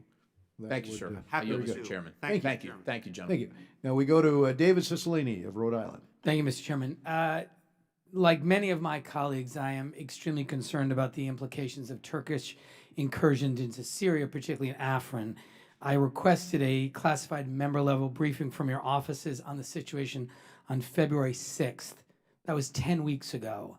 And the briefing still has not happened. It's been canceled again. I know there's a briefing after this hearing on the entire region, but I want to start by saying how disappointed I am that it's taken 10 weeks and I still don't have the hearing. So I'd like a commitment from both of you that you will schedule a classified briefing for members on the situation in Afrin in the very near future. That's a yes. Thank you. Could you speak to how the Turkish incursion has affected the U.S. coalition's fight against ISIS? Obviously, Turkey and the U.S. coalition have different priorities in Syria. And how is the U.S. supporting our partners on the ground, which include both the Kurdish YPG and our NATO ally Turkey? Because I'm hearing a lot of concern from the Kurdish community that they feel that the U.S. has abandoned them after they played such an important role in the fight against ISIS. Thank you, sir, for that question, and I can assure you we will follow up on that request, and I apologize on behalf of our Bureau that hasn't happened yet. It's a crucial matter. I'll take the olive branch part of your question and defer to my colleague on the Kurdish question. I'll just keep it simple and say that Operation Olive Branch has very much complicated the Defeat ISIS campaign by creating a demand signal that draws fighters from the Euphrates Valley towards Afrin. Our focus has been to call on the Turks to show restraint and address the humanitarian crises. I have led the U.S. delegation in most of those recent conversations, but also to create a sequenced approach to some of the areas that the Turkish government has concerns about, and to try where possible to balance the Turkish and Kurdish equities on this. David can say a word about the Kurdish element. The situation in North and Northeast Syria has over recent weeks stabilized. We have seen no further movement of Turkish forces beyond Afrin. Our dialogue with the Syrian Democratic Forces, the SDF, is deep, extraordinary, and at senior levels, and that dialogue is continuing at a senior level, literally as we meet here today. We believe that it is possible to continue the fight against ISIS with the support and help of the SDF. That, of course, requires not just their commitment to us, but our commitment to continue to work with them. We understand that Thank you. very well. I want to try to get to a couple more. Thank you, and I look forward to the classified briefing. Ambassador Seffield, are you aware of any evidence that Iran has violated the terms of the JCPOA? It is the assessment of the IAEA that Iran remains in essential compliance with the provisions of the Thank you. And is there, you talked about the ongoing discussions with our European partners. Is there a plan for that moment when the sanctions waiver is required to be addressed by the president, that if that doesn't happen, is there a plan in place? If, in other words, is the president willing to sign the waiver so that this process can play out, or is it the May deadline, and is there a contingency? The administration is prepared for a number of options, depending on the circumstances, including the outcome of discussions with the E3, and whatever decision the president may at the time take. Yes, sir. So if the negotiations are not complete, there's no assurance that the president is going to issue the waiver, and that could be the end of the agreement. Under no circumstances would I prejudge or circumscript the president's options. Okay. I want to just turn for a moment now to Egypt. In your view, does Egypt's new NGO law violate the Brownback Amendment by giving the Egyptian government veto power over U.S.-funded democracy programs? Our ability to operate many assistance programs in Egypt has been severely limited since the change in government in 2011. With this new law in place, what kind of economic development or democracy program is even possible for the United States assistance to support in Egypt? And do you believe that the repeal of this NGO law should be a prerequisite for the United States providing continued economic aid to Egypt? Congressman, there are provisions of that law which, if executed, would indeed violate U.S. statute. No question about that. With respect to our demands of the government of Egypt, they've been very clear. Our strong recommendation, and one of the bases for Secretary Tillerson's withholding of the $195 million, was exactly the issue of a pledge to not implement these offending provisions of that law. Great. And my final question for both of you, really, do you think that it is inconsistent, or I'm sorry, do you think that it is consistent policy that we say that we must intervene militarily in Syria, as we've said to the world, because of our grave concerns over the humanitarian situation for Syrians facing chemical attacks by their own government, and at the same time to severely restrict refugees from the region, that we have only allowed 11 Syrian refugees into the United States in 2018. Do you see that as a consistent position, and doesn't it present a challenge to the world to take us seriously? The issue of the administration's position with respect to national security in relation to refugee admission is one that we are happy to take back for response to you. So you agree it's inexplicable and difficult to defend? No, I'm simply saying this falls outside my area of responsibility. Well, I mean, you would say that not consistent, to say we're so worried about the children and women in Syria that we have to intervene militarily, but by the way, the administration has severely restricted the admission of those very same women and children to the United States, and in fact, only 11 Syrian refugees have come to the United States this year. I understand your question. Okay. I look forward to the answer. Our focus in Syria is CW use and ISIS. We go to Ann Wagner of Missouri. I thank you, Mr. Chairman, for organizing this hearing, and I thank you to our witnesses for their service. The violent Assad regime in Syria continues to perpetuate crimes against humanity, aided and abetted by a revisionist Iran. Amid regional instability, Hezbollah, Hamas, Al-Qaeda, the Islamic State, and other terrorist groups operate with impunity. The United States must continue to exercise leadership in holding bad actors accountable for committing human rights abuses and for their terrorist activities. Dr. Mitchell, you have been outspoken in your support for NATO. Would you advocate for a similar arrangement in the Middle East? Thank you for the question, ma'am. I consider it beyond the remit of my duties to speculate much on security arrangements among allies in the Middle East on the model of NATO. I will say that there are a number of states in the region who are threatened by Iran in particular, and I think we have both an opportunity and a responsibility in U.S. diplomacy to strengthen our security arrangements with those states. You have argued for deterrence by denial rather than deterrence by punishment. As I understand it, this means shoring up defensive forces to discourage adversaries rather than relying on threats.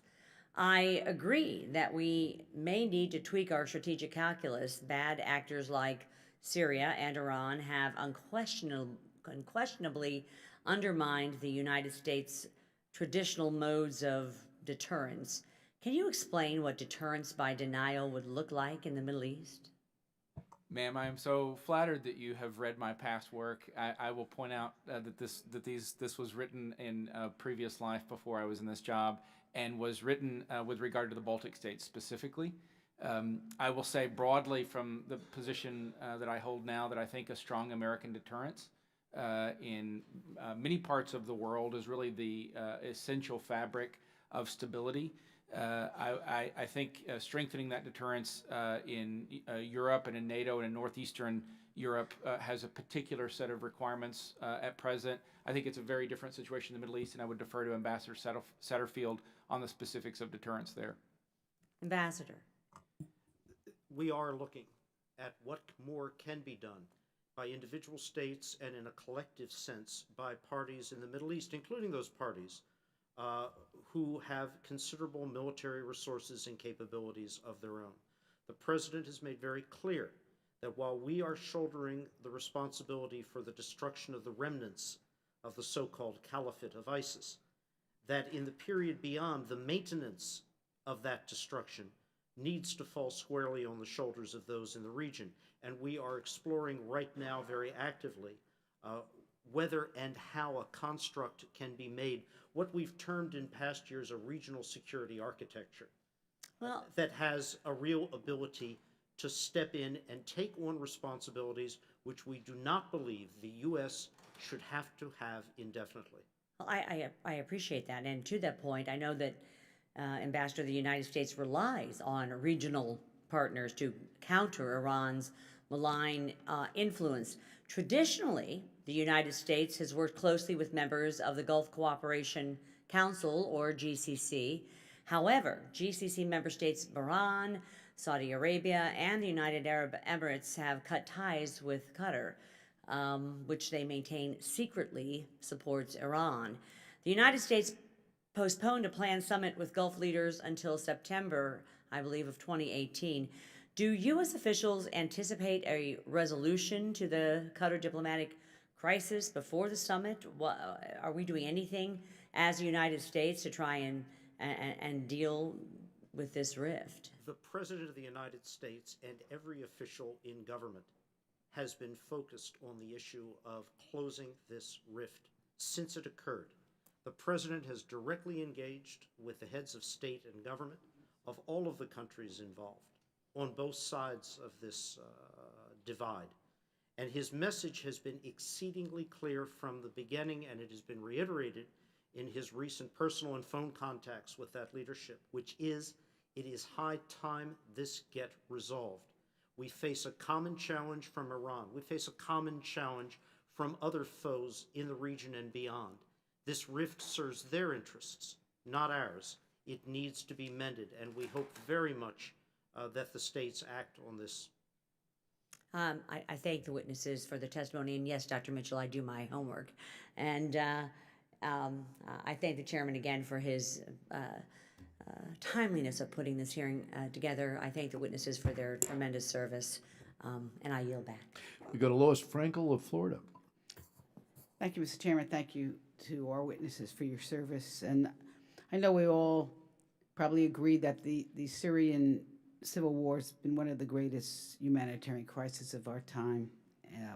Over 500 million dead at the hands of Assad, millions fleeing their homes, trying to escape to other countries that are with great impact to those countries. And I think it's fair to say that there's been a lot of dereliction on, I would say, on the world, maybe because not knowing really what to do. It's so you can point fingers at in a lot of different places, but since we're here and now, I'm going to talk about this administration because I think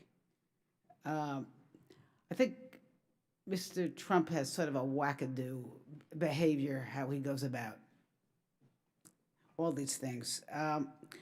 So the president acts, I don't know whether it's impulsively or emotionally or correctly, but I think all of us, when we see the chemical warfare on Assad on human beings, it's horrendous.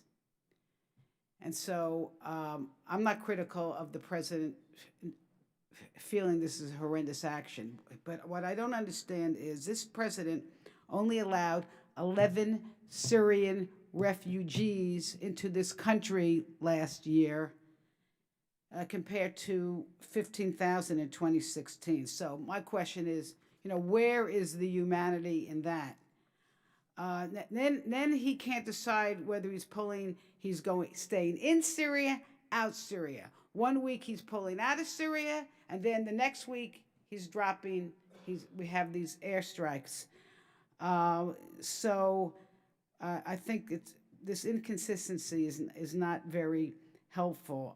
One night of airstrikes, as I think many of my colleagues have said, is not a substitute for a comprehensive strategy, which should include robust political and diplomatic engagement. And one of my questions I also have is, was the State Department consulted at all and involved in this decision on the airstrikes? I know I am the mother of a United States war veteran who went to 2 wars. I came to this Congress purposely because I wanted to weigh in on decisions of war and peace. And so I can tell you that in my humble opinion, I think this president should have come to this Congress for a military authorization before these airstrikes. Because, it's not like it was a surprise. The president tweeted this out days before. So, it wasn't exactly he surprised anybody with these airstrikes. And I think it's a dangerous precedent that he is setting. So just if I could back on the questions, number one is, was the State Department consulted on these attacks? Why are we not allowing refugees? Are we going to allow some more refugees? And if you know, could you tell me what the cost of these airstrikes were? Yes, the State Department was involved throughout the deliberative process that led to this decision, as we were in all prior considerations of use of military force in Syria. May I ask you something? Was there any recommendation from the State Department or any member of the administration that that Congress that the president come to Congress for an authorization before the strikes? I can comment on the authorities that were used, not on the deliberative process, and it was Article 2 of the Constitution that the president relied upon. With respect to the refugee question, which you and your colleague have raised, that's outside my area of authority, but we will provide you with a response from the State Department on that. Do you know the cost of the airstrikes by any chance? That question has been posed to the Department of Defense. We will refer that question to OSD, the Office of the Secretary. Dr. Mitchell, did you want to respond to any of those questions? I would only add that I appreciate the questions, and we're happy to take a closer look and get back to you in written form. And one more quick question. Why did the president change his mind on these sanctions against Russia? There has been and continues to be a discussion about future steps with regards to sanctions on Russia. That's an ongoing process, and I would refer you to the White House for any more recent developments. Okay, well, I guess we're not going to get an answer on that. But anyway, thank you very much for being here. I yield back. Thank you. We go to Adam Kinzinger of Illinois. Thank you, Mr. Chairman, and thank you both for being here. It's very appreciated. You guys have a lot of tough work to do, and you've done a lot of great work. I've always said when it comes to state-related issues, you never know what you were able to mitigate, the conflicts you were able to stop that never happened, and it's hard to put a price on that, so we appreciate all the hard work. Obviously, Syria has been a failed policy since the last administration. In fact, the failure to follow through on the 2013 Red Line had massive implications, not just in the Middle East, but all over the world. I think there's no doubt about it. You look at the foreign policy challenges we had before 2013 and the foreign policies we have post-2013, and there's a direct correlation to when bad actors felt like they could challenge the United States of America. And frankly, we said a lot of good words for a long time, but followed through with no action. Now it's nice to see a president that's willing to follow through with action. I think the strikes in Syria were correct. The American people, according to a poll today by a sense of 2-to-1, agree that they were the correct thing to do. And I also don't think the president needed to come to Congress. For every military move does not require, there's not 535 commanders in chief, there's one. Our job is to declare if a state of war exists, and then to put the funding in to do that, to follow through on that war. The president has a lot of authority as envisioned and written by the Constitution. But having served in the Air Force and still continuing to serve, Syria has been one of my big concerns since I've gotten to Congress. What I worry about is a lack of a long-term strategy in Syria. I think, holding strong that chemical weapons have no place is a really good thing to do. But I think on the broader level, the question is, what is going to be the future of Syria? And I think when we talk about the destruction of ISIS in the Middle East, I don't think these two exist in a vacuum. I think part of the reason ISIS has been able to grow and thrive is because of the existence of a terrible dictator that basically creates an environment where somebody feels the only option they have to turn to is to a terrorist group because nobody else is coming to help them, and the Assad family has been the biggest enemy of all time, and you find yourself in that process radicalized. And so when we fight this generational war on terror, we have to keep in mind that it's the 7- and 8-year-olds that are in these refugee camps right now that are either going to be the people that reject Islam or reject ISIS within Islam, or they're going to be the people that frankly propagate ISIS or ISIS-2 or Al-Qaeda-3 or whatever that next generation is. So you cannot look at Syria and the challenges in Syria in a vacuum and isolation of the fight against ISIS. I think they're together. But Ambassador Satterfield, last month the administration ordered the State Department to freeze $200 million in stabilization funds that would enable those displaced by the conflict to return to their homes, which is exactly what I think is the opposite of what needs to happen to create a better environment. Early recovery efforts and the restoration of basic services and security are critical elements to establishing inclusive local governance outside of Assad's control. What are the specific accounts that have been frozen? Economic Support Fund, or non-proliferation, anti-terrorism, or any related programs? Representative, we can get back to you with the specifics in response to that last part of your question.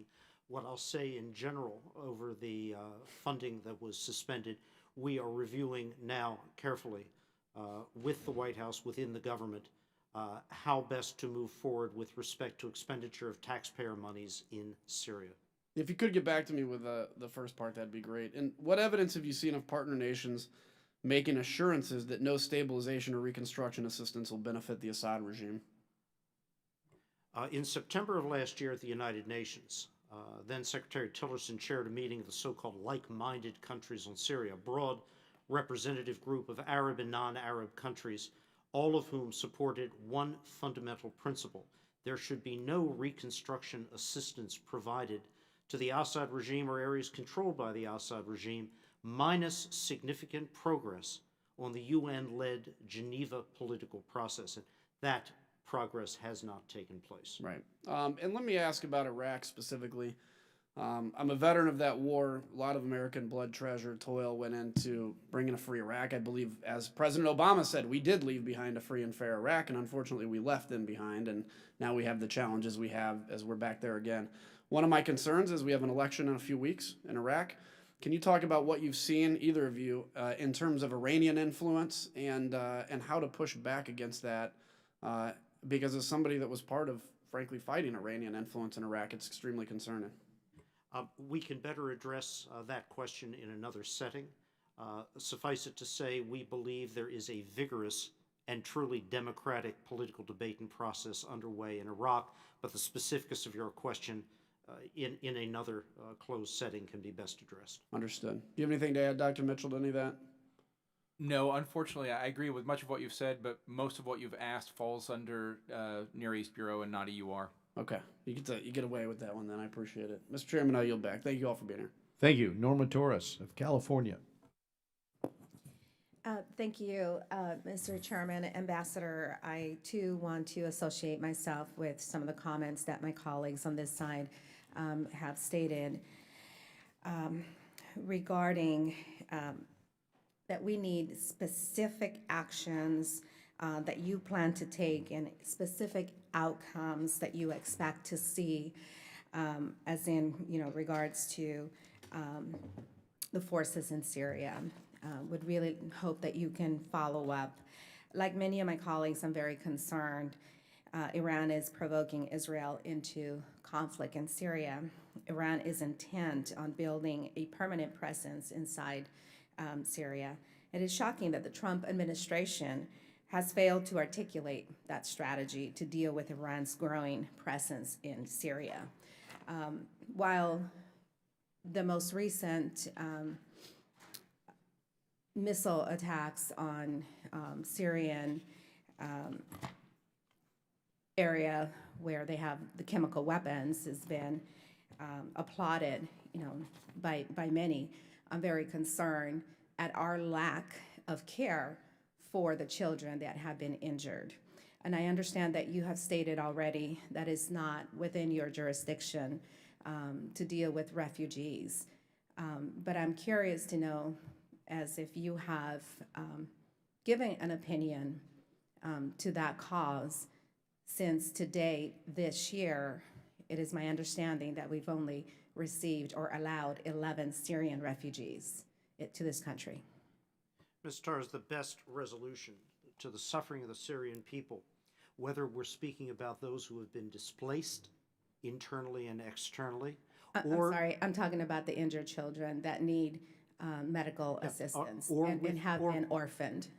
Or with respect to individual cases of suffering and hardship, is to end this war, to end the brutality of the Assad regime. That requires a political process.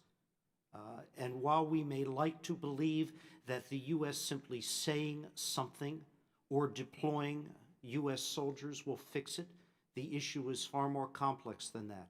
It requires a comprehensive international approach, and that is what we have been very active in trying to generate. But we have been frustrated.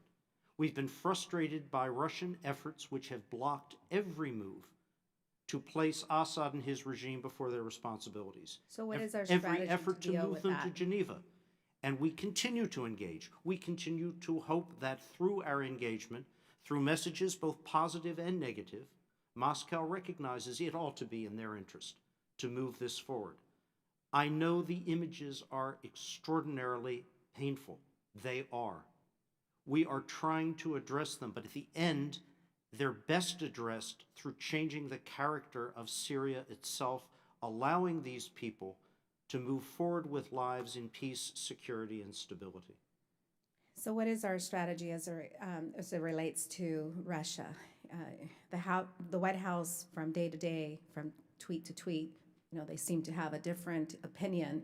I'm concerned as to what does that do for your long-term planning a strategy? Russia's behavior internationally is very concerning. I agree with the premise of your question. I would say that this administration takes that seriously in all of its forms, in multiple regions. Our strategy broadly has consisted of two planks. The first is cost imposition, so to raise the costs of an aggressive foreign policy until the Russian government decides that the cost-benefit analysis does not support further aggression. And we've done that through a variety of tools, from the executive branch, tools that were provided to us by Congress. And the second plank has been to keep channels of dialogue open where possible. The Russians very often do not want to use those channels. We have channels, diplomatic channels and military channels on Syria, on Ukraine, in a number of fields related to strategic stability. So the strategy has been to increase the pressure and point the way to a door for dialogue. At the end of the day, the responsibility rests with the Russian government for whether or not they choose to embrace those opportunities for dialogue. They have not embraced those opportunities, and so we will continue to impose costs until they do. So how have we increased the pressure on Russia lately? Well, in the period since January of last year, this administration has brought forward sanctions against 189 individuals and entities in Russia. We presided over My the... time has expired. It's my understanding, though, that most recently the president has removed some of those sanctions. So I'm sorry, what's the question? I'm going to have to yield back. My time has expired. Thank the gentlelady for yielding back. We go to Lee Zeldin of New York. Thank you, Mr. Chairman. Ambassador Satterfield, it's been asked of you, but I don't want to make any bad assumptions. So I'll just ask again, has Iran violated the letter of the Jcpoa? The IAEA has not found significant violation of I'm not asking the IAEA, I'm asking you. That is what we rely upon. The IAEA has not found So significant violation. is it the State Department's position that Iran has not violated the letter of the Jcpoa? That is the judgment of the IAEA upon... I'm not asking the administration. IAEA, I'm asking you, sir. I've responded, sir. Okay, does Annex 1, Paragraph 61 of the Jcpoa state, quote, Iran will only engage in production of centrifuges to meet the enrichment R&D requirements? You're familiar with that? I would have to respond in formal fashion to that. Okay, well, formally, that is what that Annex 1, Paragraph 61 states. Is it true that Iran has acquired more than the necessary amount of IR-8 centrifuge rotor assemblies for R&D purposes with 16 times more capacity than the IR-1 to enrich uranium? Again, I would have to respond in a formal written You could fashion. respond right now, sir. I would have to consult. I am not a technical expert. I thought you were the acting secretary. I am, sir, but those questions are highly technical and they demand a very technical and specific response, which we will provide. Okay, as part of the Jcpoa, an enrichment research and development plan was submitted to the IAEA that permitted roughly 10 IR-6 centrifuges. Are you aware that Iran has assembled 13 to 15 IR-6 centrifuges which should have been limited or destroyed under this plan? Representative, all questions of this character can be responded to at an appropriate level of classification in writing. Well, but you're stating that Iran has not violated the letter of the deal. So what I'm going to do right now is go through all the different ways Iran's violating the letter of the deal. Is it your position that you're not going to respond with regards to any of the ways that Iran has violated the letter of the deal? These technical questions will require a sufficiently classified written response. Under Annex 1, Paragraph 76 of the Jcpoa, the IAEA can request access to military locations such as Parchin to verify compliance. Is that right?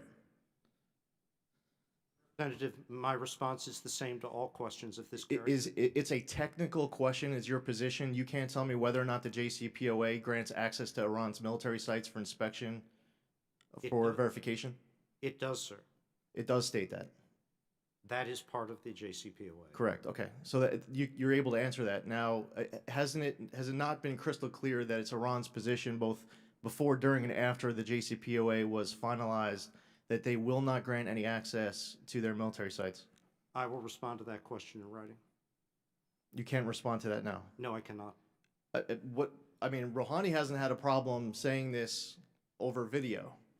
I don't know why that requires a classification. I mean, it is well-known, open-sourced information. Iran has made it crystal clear that we do not have access to their military sites. There is much well-known, open-sourced material that is also not correct or is nuanced. I will provide a detailed response from appropriate U.S. government agencies to all of these questions. Has Iran acquired more heavy water than they are allowed to under the Jcpoa? Same response, sir. What's the response? We will provide a detailed response in an appropriate fashion. See, here's the problem. You have no problem coming before Congress, and others will come before Congress saying, in no uncertain terms, Iran has not violated the letter of the Jcpoa. But then when you're asked questions about all the different ways that Iran has violated the letter of the Jcpoa, you have to respond in writing, or it's a technical question that's someone else's expertise. You don't have the expertise to engage in any answers with regards to ways that Iran's violating the letter of the JCPOA. Yet you do have the expertise to come to Congress and say they're not violating the letter of the JCPOA, and you do have the expertise to come before Congress and explain the justification for your position. Yet when asked about all the different ways, Iran collecting more IR-6 rotor assemblies than they're allowed to, assembling more IR-8 rotor assemblies than they are allowed to, the centrifuges, to deny access to their military sites, to collect more heavy water than they are permitted to. And that list goes on. When we went to Parchin and we found nuclear particles that we want to follow up on, Iran's new position was, you can't visit Parchin, so we were not able to inspect with regards to those particles that were discovered. So if you do not have the technical capabilities to answer any questions with regards to all the known specifics of how Iran is violating the letter of the deal, then we should not have one witness after another coming before this committee and others making the flat-out statement that Iran is not violating the letter of the JCPOA because that has consequences. For the sake of the record, Congressman, my comment was the IAEA has in its most recent reporting not found significant violation of the provision. And until the IAEA comes before this committee, if they do come before the committee, I'd be happy to ask them the same exact questions. But you're here representing the United States State Department, and I'm asking you about different specific questions. And I have answered. We will provide you detailed answers to all of those questions. I go back. We go now to Brad Schneider of Illinois. Thank you, and I want to thank the chairman and the ranking member for having this hearing. I want to thank the witnesses for your service to our country and your patience today, staying till the end. Tonight in Israel, in fact, with the time change, as we're speaking this moment, Israelis are celebrating Independence Day, marking the 70th anniversary of the birth of the state. 70 years ago, when Israel declared its independence, the United States was the first nation in the entire world to recognize the new state. But there were 5 armies from 5 nations, Arab states, who immediately attacked, Arab states of Egypt, Jordan, Lebanon, Syria, and Iraq. Today, Israel's peace treaties with Egypt and Jordan. Today, Iran controls effectively Lebanon, Syria, and Iraq. Yesterday, the Israel government released a map locating 5 Iranian air bases in Syria, 2 in the south near Damascus, 1 in the east, 1 in the northwest, and 1 in the center of the country, T4. In February, T4 was the base from which Iran launched a drone to attack Israel. Israel responded by destroying some of the base and lost a jet, and then had to go in and take out much of the Syrian air defenses.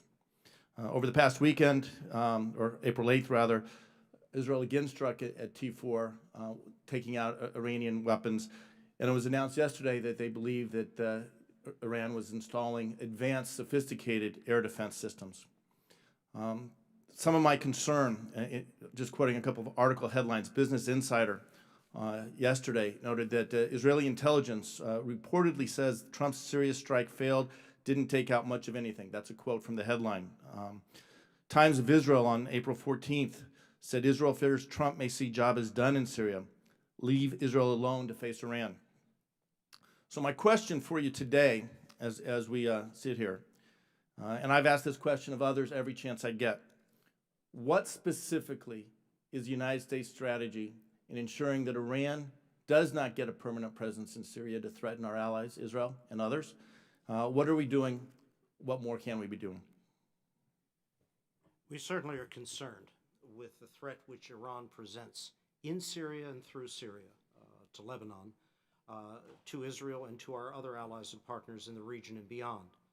Our strategy in working with Israel, with Jordan, with the Gulf states, with all the countries of the region, the broader international community, is to deny to Iran the ability to proliferate in the fashion that it does into and through Syria. It's our work with the Iraqi armed forces and the Iraqi government on the border. It is our work in the Northeast with our own forces, and our work more broadly with the international community to deny the resources and support which Iran and the Revolutionary Guard Corps depend upon for this very threatening activity. But I have to challenge the assertion in the opening part of your remarks that Iraq and Lebanon are controlled by Iran. They are not. They are both independent states.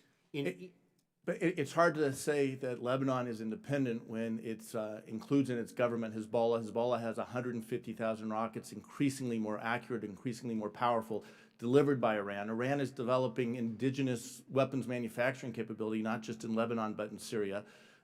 Iran has 5 permanent air bases in Syria. It's hard to say that, A, what we're doing is working if Iran is increasing its malign influence in the region. And I'm having a hard time understanding what specifically we are doing to push back against Iran's progress. We are working on Iran's proliferation, the sources of that proliferation, its ability to conduct the physical movements of materiel throughout the region, and not just in Syria or in Lebanon. And in all of this, we are partnered very closely with the government of Israel, as we are with other governments. But when the President of the United States says a couple weeks ago, within 6 months, U.S. troops are going to be out of Iran, we're kind of or out of Syria rather, we're washing our hands. What signal does that send to all of our allies in the region? And as I noted in some of the headlines, Israel is increasingly concerned that they're going to be left alone to push back against Iran's malign influence on its borders. The President has made clear, Secretary Mattis and Chairman Dunford have made clear, the primary purpose of our military presence in Syria is the defeat of ISIS and the Caliphate. We look to other diplomatic, economic, and cooperative measures with Israel, with other states in the region, to achieve these broader goals. I'm running out of time. A quick question, request a quick response. The strike on the 3 Syrian chemical weapon sites, were they a part of a greater strategy or merely a punitive strike for Syria's chemical weapons? The President has made clear, the Department of Defense and other spokesmen for the U.S. government have made clear they were aimed at both responding to and deterring the use of chemical weapons, both in Syria and more broadly. But is that a part of our broader strategy in the region and what It's we an call international strategy, sir. And I believe we have to do all that we can. We have a moral responsibility to do all that we can to make sure that not just Syria, but the world understands chemical weapons. It's a global approach. But that's distinct from the strategy of pushing back against Iran's malign influence in the region. It is a separate issue entirely. And so that's why I have my concern. I'm over time. I thank the chairman for the indulgence. I do want to associate myself with the remarks of the chairman and the ranking member, in particular with respect to the Syrian Civilian Protection Act, Russian sanctions, feeling the positions we have at the State Department. It is unacceptable 15 months into this administration,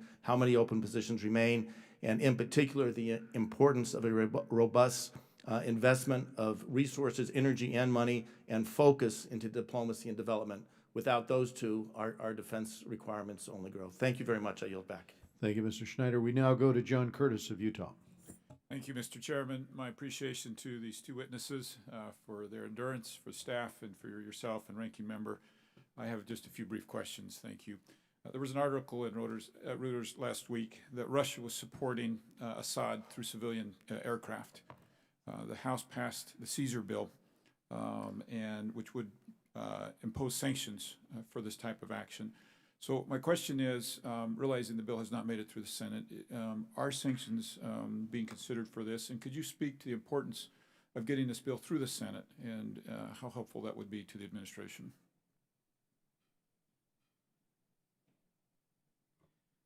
With respect to any assistance being provided to Iran or the Assad regime, we are quite keen to use all existing authorities to address any states, any entities that may be involved, and that certainly includes Russia. With respect to the Caesar bill, we would have to get back with a considered position on this, particularly with respect to the question you just posed. Thank you. Let me ask you for a moment to consider a different audience.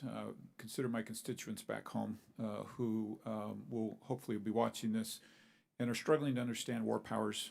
And perhaps if you could just take a minute and explain the difference between Article 2 and the AUMF and what was applied here in a way that they might be able to digest that. I'll try to take that on.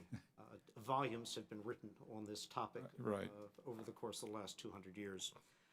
The Article 2 authority granted to the President by the Constitution as Commander-in-Chief is quite broad. There are requirements which follow upon use of that authority.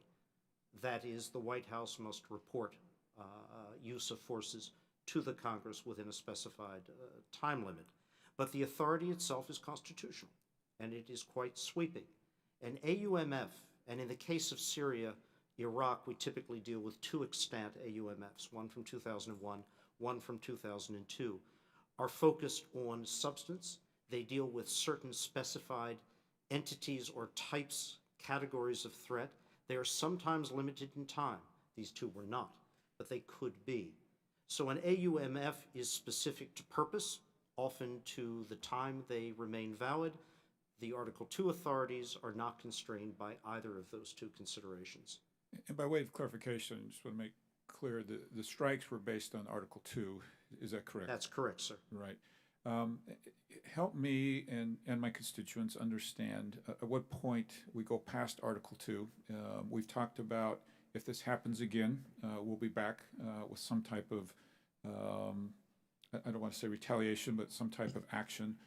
And how do we know where that fine line is? I'm going to give you, with some diffidence, a non-lawyer's response to your question for the constituents back home, which is every president, every administration, in every instance where there is contemplation of the use of military force or forces, must consider what the appropriate authority, Article 2, an extant AUMF, soliciting from the Congress an explicit and new authorization, should best be used depending upon the circumstances. And it is very much circumstance, condition dependent. And I'm sure I don't need to define this, but let me, just for my own sake, say that there's obviously some urgency in Congress to be involved, balancing very carefully with this concept of 535 generals, right? And appreciating any involvement in this as we pass the line, right? And understanding that Congress is anxious to be supportive, but also to be involved. Well understood. Let me also ask some questions about our allies. I was pleased to hear that we were joined by 2 of our allies, the United Kingdom and France. I was pleased that others spoke up to support that, but kind of questioned in my mind why they weren't there to be part of the strikes. Can you help me understand that process and how they're in or out? Thank you for that question. We have had ongoing consultations, certainly with European allies and with Turkey for a very long time on Syria broadly.